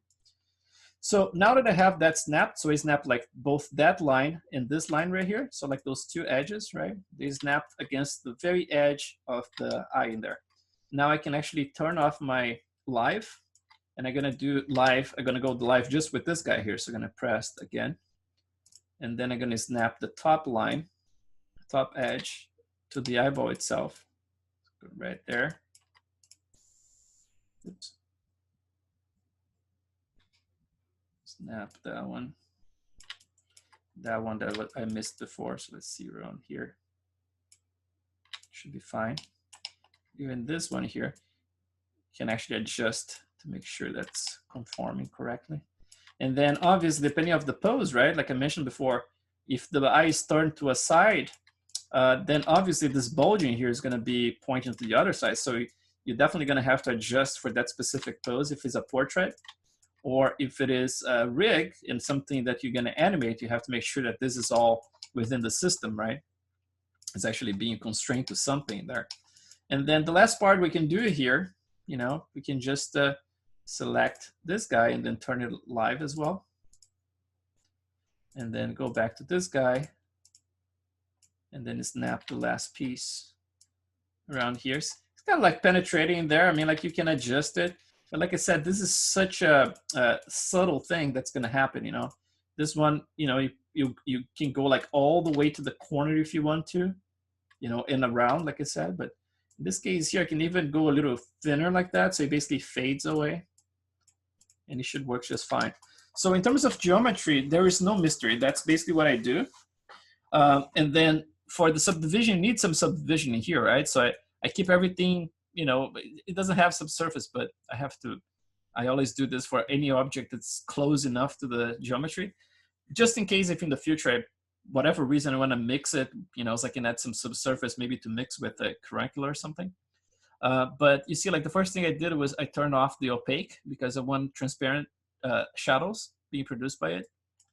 And then for subdivision, make sure you have some subdivisions, right? Otherwise it's gonna render square like that. So I have 3. And then the UV smoothing, I have linear here. So let's take a look at the UVs. I don't think it's anything special. So let's go to Windows, Modeling, UV Editor. And then basically that's what it is right there. One thing that I mentioned in one of those previous classes is that, remember when you were talking about yesterday that using transparency, a transparency ramp, you can actually control not only the transparency of the object, the kind of like the glassy part of the object, right? But you can actually fade the entire geometry into nothing, including the specular or anything that goes with it. Using that as a guide, potentially, if you want to do this as a test, for example, you can potentially get all those edges straight, make everything straight. So for example, this becomes like just like a horizontal line, right? Like 3 edges. And then you can use like a very thin ramp map that starts, for example, black and then goes white halfway and then goes black again. That way you can create like a perfect transition between the skin and the eye and this piece, for example. That's kind of like, you know, I don't use it, but in theory, it's an easy thing to do. You know, it's like if you want to make it perfect, just like we did with the carbuncula, the way that was connecting to the sclera. Remember yesterday, like with the ramp, you can do that the same way with this little guy here. But in this case, it's a super simple setup, right? You see, like this is basically like my noise. That's the scale of the noise. If you go too small, it's going to get too bumpy. And then it breaks the illusion that something that is water just with a little irregular spots and becomes too noisy, right? I think when it's too noisy, it basically like breaks the illusion of realism. So I'm gonna show you the scale I have assigned to it. So that's basically like that's it for the model itself. I don't think I have displacement map assigned, but let's take a look at this shader network that we missed yesterday. So graph material. So that's like, let's rename this tier lines that has Native American there. I stole from it. So let's take a look at the shader. It looks like this. So for the specular, I'm using like 0.700, roughness 0.40, right? The color, I think, is a little shy from white. So it's basically like 0.18 instead of 1. 0.818, sorry, 818. And then the index of refraction is 1.6. I don't know why I kept it high in here. I'm not sure actually, because I would guess like 360 should be just fine, just like the refraction for the eye. But for whatever reason, I have that number. It's the kind of stuff, you know, it's like I have to keep going back and refining the stuff I did, you know. It's like a couple of those are being transferred from model to model. And since they work, I kind of like don't pay too much attention, but it's definitely something to investigate why I added those values so high in this case here. Transmission, so it's completely transparent. So transmission is all the way to 1. The color for the transmission is not going fully transparent. So it's got, you know, it's like 0.82. So it has a little bit of a milky aspect to it, but, you know, not completely transparent. Subsurface, nothing, because it's transparent, so it's not gonna catch it. No coat, and everything else should be off. So let's see, geometry. Geometry, I have noise in here, which is not the opacity. So we are not using the opacity, but we have a bump. I would say like the displacement and the bump would work the same way, right? So for all intents and purposes, if you want to use displacement and really displace the geometry as it renders, you can do that. This is actually a quick and cheap version of it, right? So it's just a noise assigned to it. So if I expand the noise in here, it's basically like the Maya noise. And those are the settings in here. So it's purling noise. That's what I'm using. Oh, that's what it was before. Remember when I was trying to change those values in here and density was not affecting at all? It's because I was using billow in here. And then with the purling noise, I think he actually he opens them up. Let me see, or the opposite. Yeah, the billow has it. That's weird. I could swear. Anyway, so I'm using those settings. Amplitude at 1, ratio 0.091. I mean, it can be anything, right? But those are the ones that work for me at the world scale. So you can use as a ballpark and then tweak it. Frequency ratio, so 2.812, depth 3, time doesn't matter, frequency 12, and then everything else is default with purling noise. So that's basically my settings for the steer line. And then if I subdivide it again here, you see that now that line goes pretty much against right there, right? So it's pretty tight with it. Potentially you could use like more spans if you wanted to, but this should work just fine. You see like those little lines here, those green lines? This is coming from the normals, because I want to make sure when I'm rendering stuff in Arnold that the normals are facing the right direction, right? Especially with this type of geometry that's just like one side, I don't have like a back. So if you go to display, object display, actually, sorry, polygons, they keep changing stuff in Maya, I swear, man, every single version. So if you go to polygons, and then you're gonna see face normals, right? So that's basically where you turn it on and off. I'm gonna turn it off. And then let's do a quick render again with XGen and upper eyelashes and see if that improves it. Let's try more like from the front this time. Maybe like from the bottom, like that. Let's see, let's close a couple of things here. All right, let's try that. Let's see if we can catch right in the middle. Uh-oh, what happened? Oh, I basically, like when I was hiding stuff, I was hiding everything, right? Other than those few objects in there. So the lights were off as well. So the light I'm using for that scene, I believe this is the one right here. Let's just double check. Woods, okay. So that one, and then also the area light. Let's try those ones. And then for the eyes, everything is there. Let's see if I have everything. No, the pupil has to be on as well. All that stuff. I need the earpiece, but there you go. Let's go back here. The back bracket actually, back and front brackets, right? Like they kind of like, they memorize the camera movements you did. So if you're doing stuff, you can just always use the brackets to go back and forth. And then let's see if that works now. Let's see, select this area.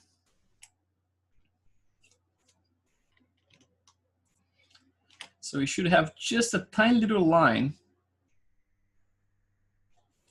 It's gonna run just against the eye in there. And it should be a much tighter fit now. Obviously, because I'm using symmetry, at least for the eyes at this point, I can actually just copy over and then flip it and have the two tier lines in place.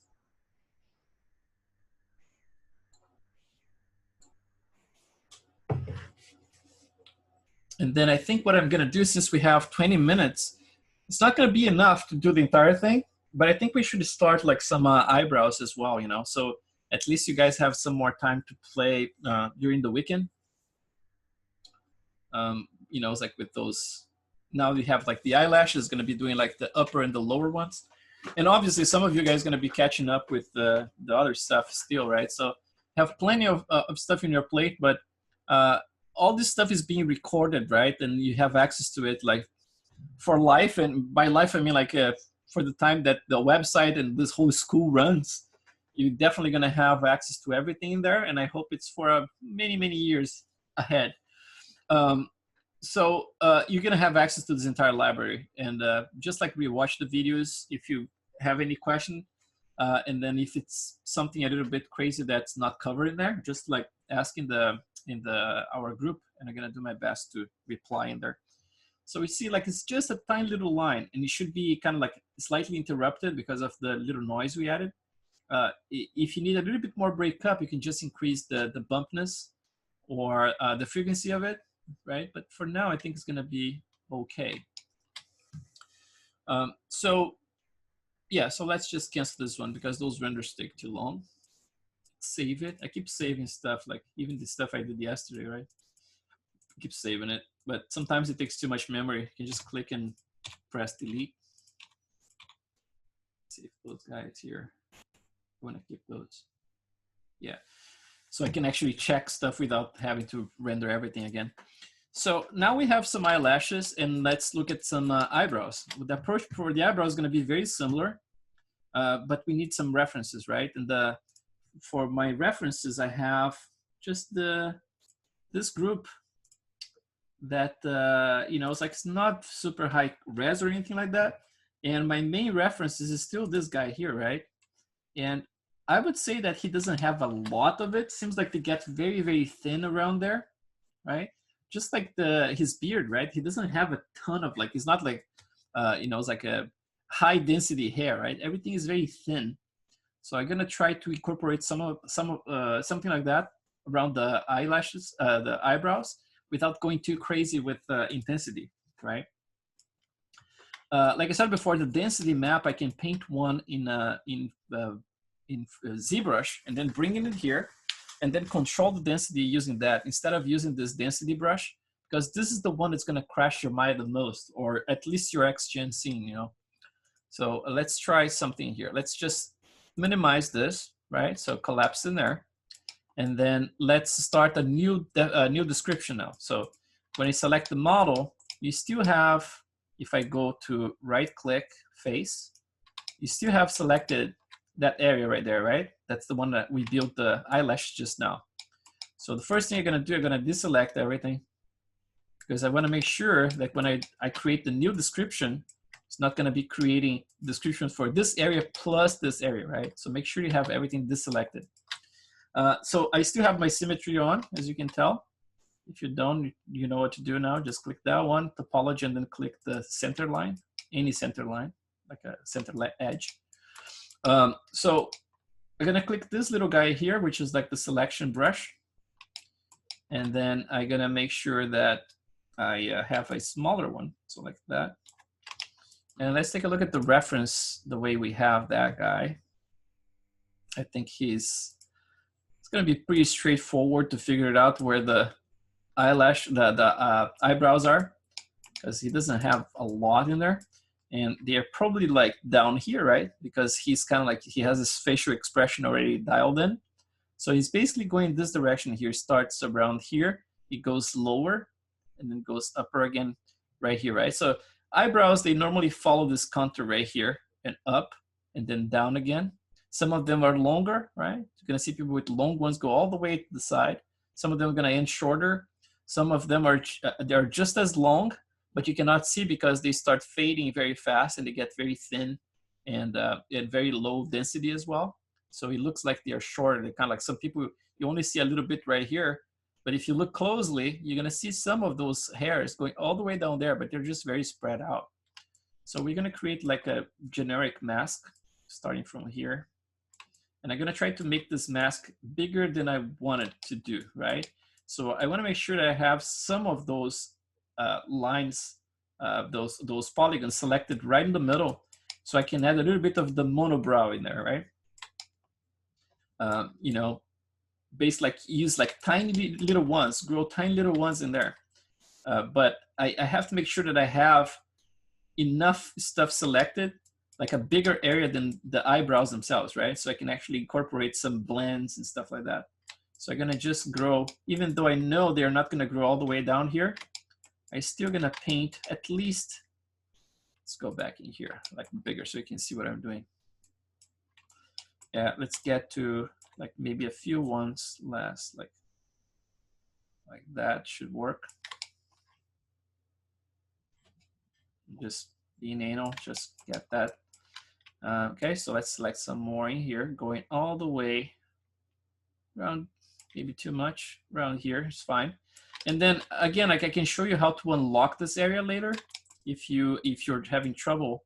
Like for example, like you want to add some more blend, but now you already specify this area here and everything's locked to it. In fact, I can do this now with the eyelashes. Let's save a backup of the eyelash so we know the procedure, how to do it. We're gonna expand this one even higher right here. So when I assign the hairs in here, it's gonna look pretty awful because they're gonna follow this gigantic square in here. It's not gonna look right at all. But okay, so let's just say you guys wanna expand this area. Remember, like we selected just those two rows of edges. And then all of a sudden, when we assign this description in here, now if you try to add any hairs around it, you can't because everything's locked, right? Constrained to that area. So let's say you want to expand this, and so to be able to actually put some more of those eyelashes up here if you want to, right? So the way I normally approach is to unlock everything is by saving the description and then re-importing it. So let me just save my scene first because I don't want to lose anything at this point. And then let's go to the upper eyelashes, right? And let's save a backup of the eyelashes themselves. So upper eyelashes, go to descriptions, and you go to preset export. The scene is modified. Save it, continue, yes. Now I can actually move stuff around. I can do like a viewport snapshot again, like this. A little bit low, right? It should be fine. View, let's see, right there. Okay, so I have a little preview in there. And you see by default it's saving like to a weird, you know, it's like a path in there. So I'm just gonna click this one and I'm gonna go inside of my scenes file here, scenes folder. I'm gonna save right there. So I can just do like a upper lashes 1 and then save right here. Right, so you put upper lashes 1 XGIP, and I click export. It's gonna take a little bit in there. So now it's exported, right? Okay, still thinking about it. Just a second. Okay, so it's exported. So let's say now if I want to expand that area, right? So I can actually apply stuff to other areas. I can simply delete this one altogether if I want to.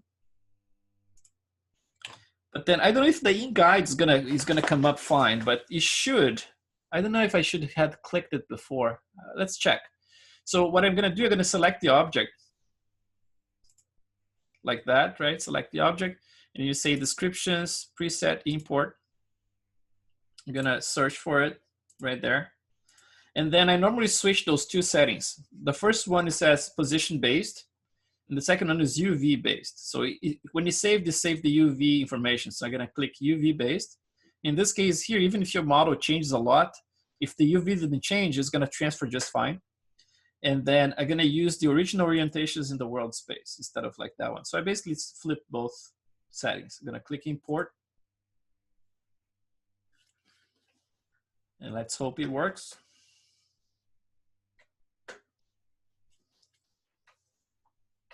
Thinking for a second.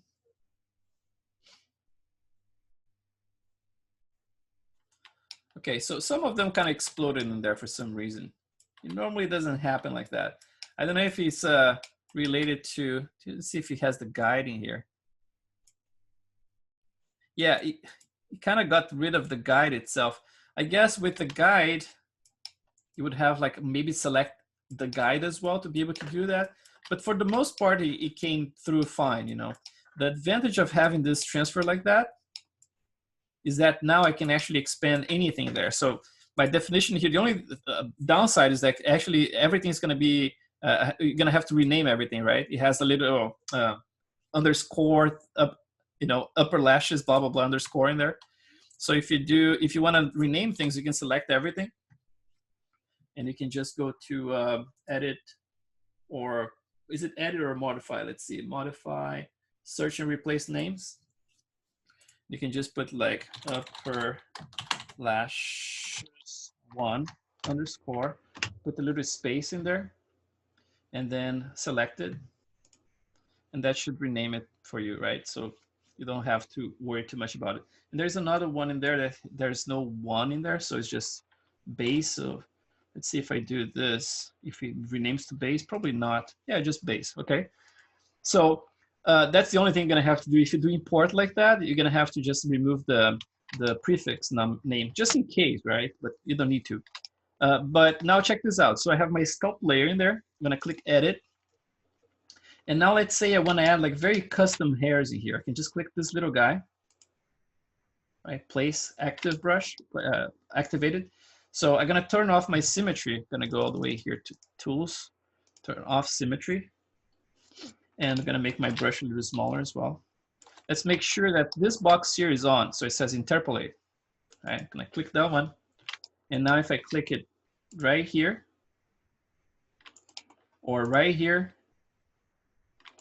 or right there, anywhere I want, now it's unlocked from that area. Now it's actually getting confused because there's no interpolation happening there, right? I can add it in there, but interpolation is not gonna work that well because it's pretty far from the rest, right? So sometimes you're gonna get some bugs in there. But this is just to demonstrate that basically like once you unlock that by transferring like that, right? Instead of like using a mask, it's actually using the entire surface to do it. So just in case, you know, it's like if you have, for example, like you selected the eyebrows area and you need a bigger area later because you need to add more hairs around, you can always use this trick, you know, and just get it. So we're gonna just reverse back to my scene. And let's do like a very quick and dirty groom in there for the eyebrows in the next couple of minutes. Missing color spaces, I don't care. Okay, so we still have our eyelashes in there. So let's see if our mask is saved with the file. So let's try face. No, it's not. Oh, great. Anyway, let's just select it then. Symmetry, topology. Let's do fast. That. Let's get all the way like the monobrow again. A bit bigger like that. And again, it's gonna look very ugly when I first do it before you start actually removing some of the hairs, maybe with the little mask, painting a ZBrush, density mask. And get like a bigger area like that. Okay, that should work. Just make it perfect because I'm a little OCD. Right there, a little OCD, not a lot. That can be very messy too. Cool. So we have that entire area for the eyebrows now. So same deal. You have your upper lashes collapsed. You're just gonna click the create interactive groom splines, right? Now the number of them, you can also do a little quick search. For example, like number of hairs on human eyebrows.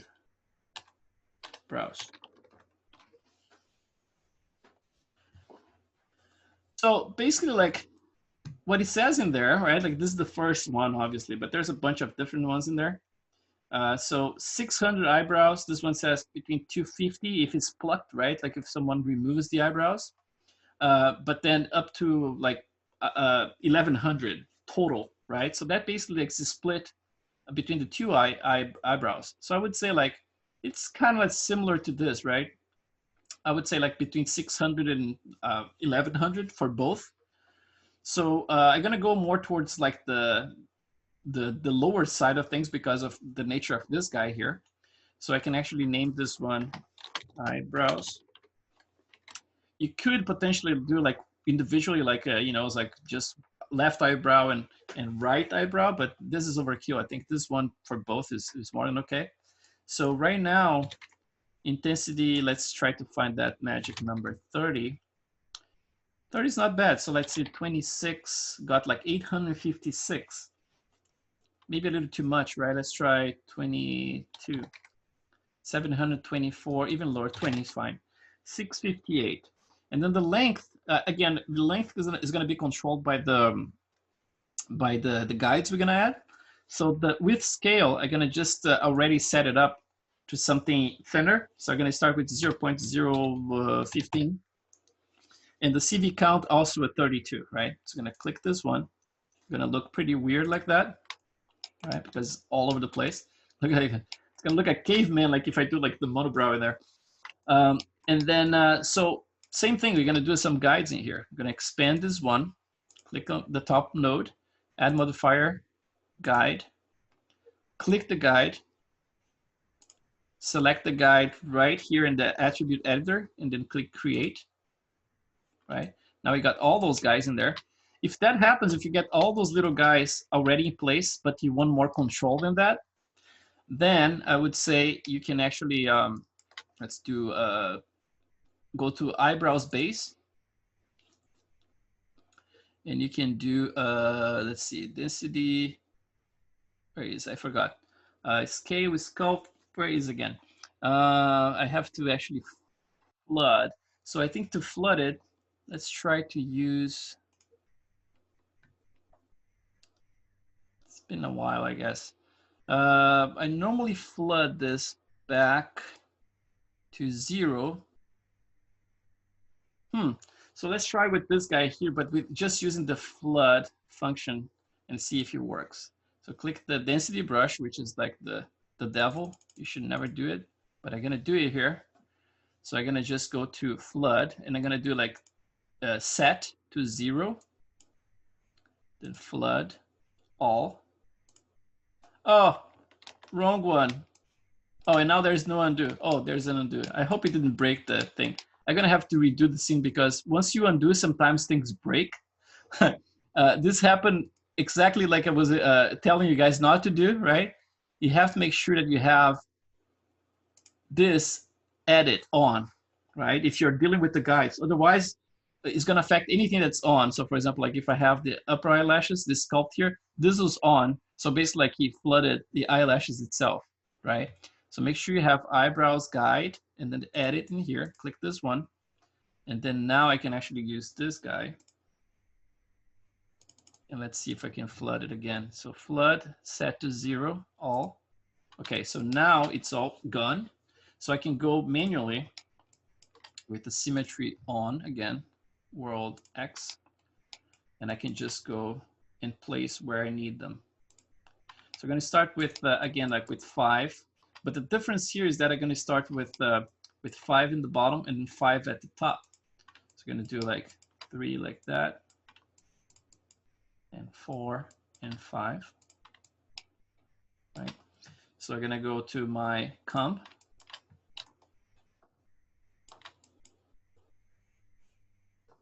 I can bring them up like that.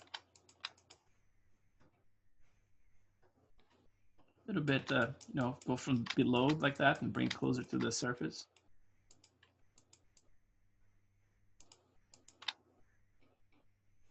And now, oh, I forgot to turn symmetry for this side here. So let's do it again here. So go up.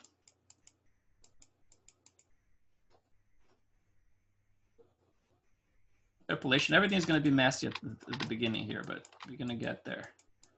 I got this closer to the surface again from the top, just kissing the tips in there. So right here. And now we have those guys pointing up like that. We're going to do the reverse from the top. So let's just freeze everything like that. And now let's add some more of those little guides on the top. So I'm going to start from here. 1. It's interpolating, so at least it's giving the direction for us already. Or let's try to go all the way down here. And now what I can do is actually bring them closer to this other little guys like that. Like making like a V shape between them, right? So they go like that. Like that. And then from here on, I mean, like there's a couple of things that are gonna have to happen. I mean, like those guys gonna start going down like that, right? But then right around here, you still have some of them going up as well. So you might need to introduce another set right closer to the eyebrows, to the inside area of the eyebrows.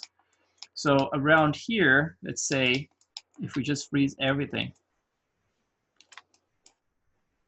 like that.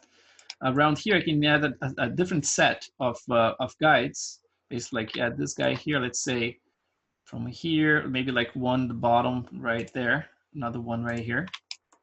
And then let's freeze the bottom one first. And then you can start like raising those guys. So I'm gonna go up right here too. You're gonna start interpolating with those guys. So let's see, pretty straight in there. So let's freeze it. Select those guys right there. And we also gonna go up with them. What we want to make here is, you know, it's like it's creating this pattern that basically like it goes up first, and then it starts blending with the other ones and doing this kind of like V shape all the way to the end. But around here, I'm gonna make sure, for example, like this other guy right here is actually starting to follow that direction a little bit more smoothly, right? That from here, basically, like you go in a curve that starts here up and then goes to the side, up and to the side, and it kind of like blends together right there. And then from this point on, that's basically what we want, something that goes more like this, right? But then now how you control the density of this thing, because it looks like a giant, you know, animal in there, right? Like there's a creature in there. So basically like we can paint a mask here. The density masks, they are interesting because like I said before, like you cannot paint one here inside of Maya if you're using multiple UDIMs. Either you have a second set of UVs, so you can actually use it, or you can paint inside of ZBrush, right? So if you want to paint inside of ZBrush, let's do like a quick and dirty one. Let's see if we have time. You're kind of over a little bit, but let's do it. Let's go skin lighter. Let's just duplicate this one. Let's go to this guy. Let's say completely white. Let's paint this entire thing with white. So RGB 100, color, fill object. It can be the opposite actually. It can be black and then, but that's going to be a little harder to see. So let's just let's try like with this shader here. So let's try with the black. And then with a very low intensity, something like 1 or 2. Oops. We're gonna paint a little bit of intensity right there, density here. Very low around there. A little bit lower around here, but still a little bit, but not much. Just gonna have to define that. And because he has the facial expression, the eyebrows are kind of starting to roll underneath, right? So they start rolling towards this area. So I'm gonna make sure that I hit that area where they should be. Okay, and then I can actually make a little bit of fade around there. Let's see, it's the kind of stuff like we're gonna have to be going back and forth from ZBrush to Maya to see if that's the correct density, right? So with that in mind, I can just go to, let's just name the subtool. Let's do like a hair density. And I can actually use this hair density for all the hair density in the entire head. So I can actually save it for later if I'm gonna do like, for example, stubble. I can plug the same map for the stubble. If I have something here, you know, especially like if I start the stubble by just selecting those faces around here. So it doesn't matter what's in here, right? It's gonna affect just the area of the stubble. So let's try to export this. So I named hair density. I'm gonna go to RGB 100, plug in texture from Polypaint. I can use like 1K here. I mean, like it can be a small map. I think it should be, let's type 2K actually. Let's try that. Go and save to source images, hair density. So we should export fast. Let's see. 2, 3, 4, and 5 maps. Okay, 16 seconds, not too bad. So let's look around here now. See if I remember. So let's see, let's look at the first, this guy here. So eyebrows, I'm gonna go to the top because I'm not gonna work on the guide, right? I'm working on the actual eyebrows in there. And then I can actually use, let's see, what I used to plug before. So let's see at the scale, hair, physical, eyebrows, base. So that's the base right here. Let's see, density mask. So you see, like when I bring down the density mask, it goes like this, right? So let's try to plug the map right here. Let's see what happens. This one is actually density, but you have to be careful with it because you can actually increase, for example, like, but if you go too crazy here, it's gonna go very, very bushy, right? So sometimes, you know, it's like if you want to add a little bit more density, sometimes you can play with this. But I'm gonna keep like what I already had in place before. So let's do density mask. And I can just like plug the file here, turn off this, turn off my auto generate, and then let's bring UDIM for Mari. And then let's go to my personal projects, African tribes, source images, and then hair density right there. So what's gonna happen here is that I'm gonna have to turn this probably to alpha is luminance in here. Let's see if it works. And then let's see if this is gonna work or not. Interesting. It's not responding as much as I would think. It's very, very, you're gonna have to actually be very careful with it. 0.8, 0.02. Huh. It's not responding that much. Let's see, 0.1. It's going from, I don't actually remember if that's the control I used to plug. Maybe it's in another setting, but I'm gonna have to check it. Let's see if the exposure here works or not. Exposure is not working. Alpha gain. Yeah, alpha gain is working, just like if you go to a very minimum value.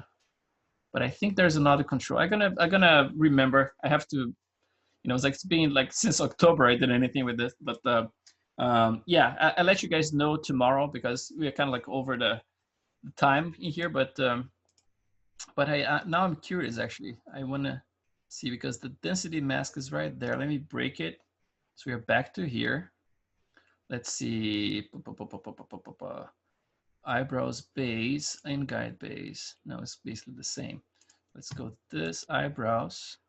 Maybe a modifier. Let's try with the modifier. Let's try modifier, and then let's try with the sculpt one for now. Let's see if there is any control we can do here. Let's do attribute editor.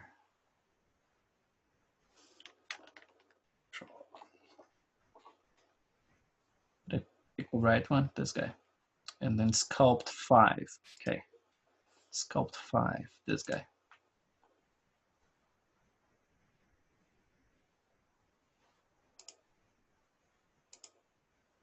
Sculpt 5. Oh no, that's just, oh yeah, it's not gonna work. Yeah, I'm gonna have to figure it out because it is a simple thing. I'm just not remembering what's normally like the, I'm almost sure it was it's either like in the main node or a modifier, but I'm not sure what modifier that is. Clump displacement guide, blah, noise, KU sculpt. Huh. Yeah, in the past, I mean, like if you look at the previous videos, I would do a lot of this stuff kind of manually, right, without using the mask. So that's another option if you want to do that way. For example, like that's the way I used to do before I started using the masks. But you can do this. You would just like plug like a regular sculpt in here, and then you would do just like we did before with the rest of the stuff. Basically, like select like the length tool, right, and just like start bringing them down or like that, and interactively just like removing stuff, and also removing the thickness of it, right? So basically, like you would have to go all the way around, kind of fun too, you know, but the mask definitely is there, just like not on my top of my head right now. So basically, like I would remove this and then go with the thickness as well, and then start like removing some of the thickness and turning more and more towards more how you call like a peach fuzz, right, at the end. But definitely like you need to actually reduce this quite a lot. So basically like all those guys would go much smaller until they quite almost disappear. And then come and make them a little bit thinner than what they are. You just slowly introduce a little bit more length again. But yeah, I'm gonna figure it out, the mask thing. I'm gonna just tell you guys tomorrow. It's like, it's probably like something very, very dumb, but I have to do it. Or maybe I can just exaggerate that mask a little bit more, you know, because I painted so faint that he's probably like having trouble just recognizing it. It's almost like I have to crank that map quite a lot to be able to see anything. But yeah. All right, guys, so that's basically what it is. I mean, like from this point on with the eyebrows, once you have everything in place, right, you're gonna do the same deal that we did with the eyelashes, just by adding like a modifier, like a noise in here, right? You're gonna get a lot of cool stuff for free. Same thing, the frequency here, you're gonna have to play with it, see what works for you. Magnitude as well. Remember, like if you're playing with the magnitude, to keep like the preserved length so it doesn't destroy everything, right? And then same thing is gonna be using the other modifiers here, like the clump one is also very important for eyebrows. So if you use the clump, make sure that you have like the clump, this amount here. Where is it? Clump right there. This density has to be cranked quite a bit. So let's try it at 50, right? So we can actually get some of that clumping a little bit more spread out instead of like just a few of them. So just remember that the clump on top of the noise is different from the noise on top of the clump. So reversing the clump and noise nodes here, for example, it's gonna look slightly different. You can see like things pop out of place, right? Because the top node is always the one that's overriding the bottom ones, right? So this is clumping whatever is noisy, and this is basically making noisy whatever was clumpy. So that's basically the difference in there.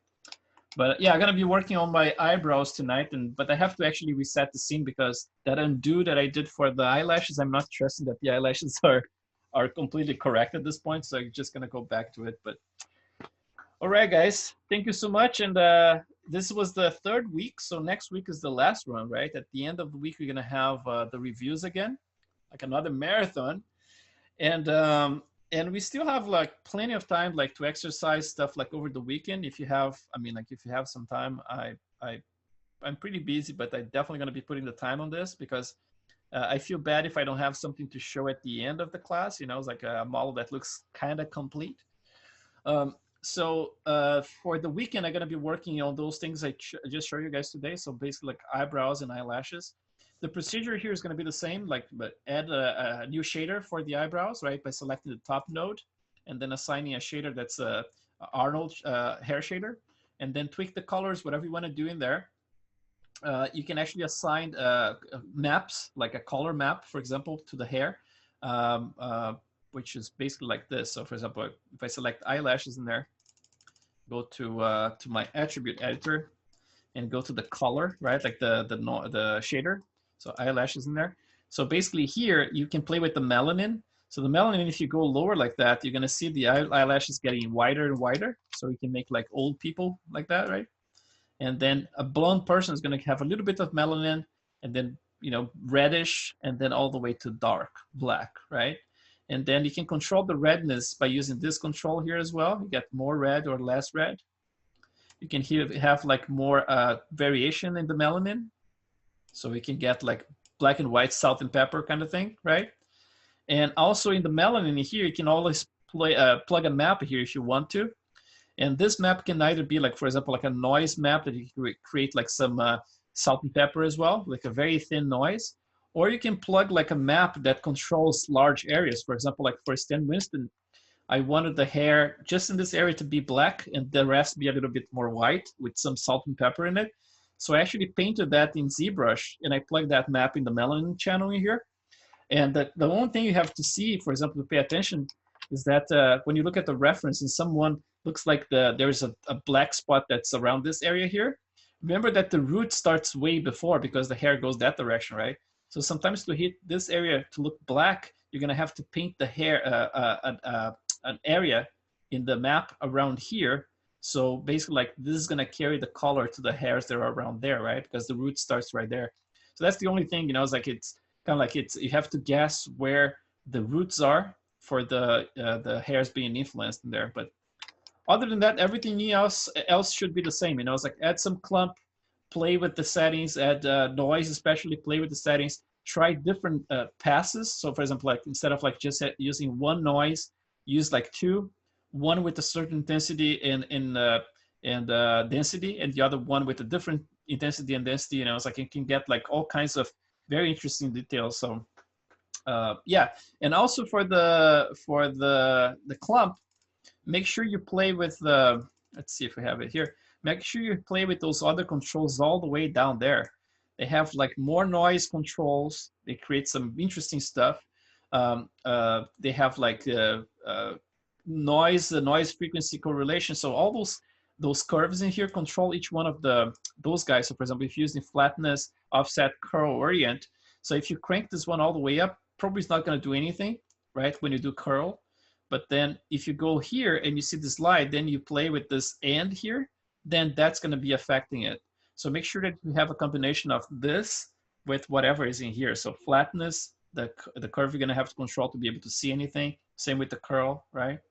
But yeah, that's pretty much it for now. I know it's a lot of stuff, guys, but I know you can do it. I know you're always smart people and you all kick-ass artists. So yeah, awesome. Thanks for being here, guys, and I see you around. Thank you. Have a nice weekend. You too, man. Thank you. Have a nice weekend. Bye-bye. Bye-bye. Bye. Thank you. Thank you. Cheers.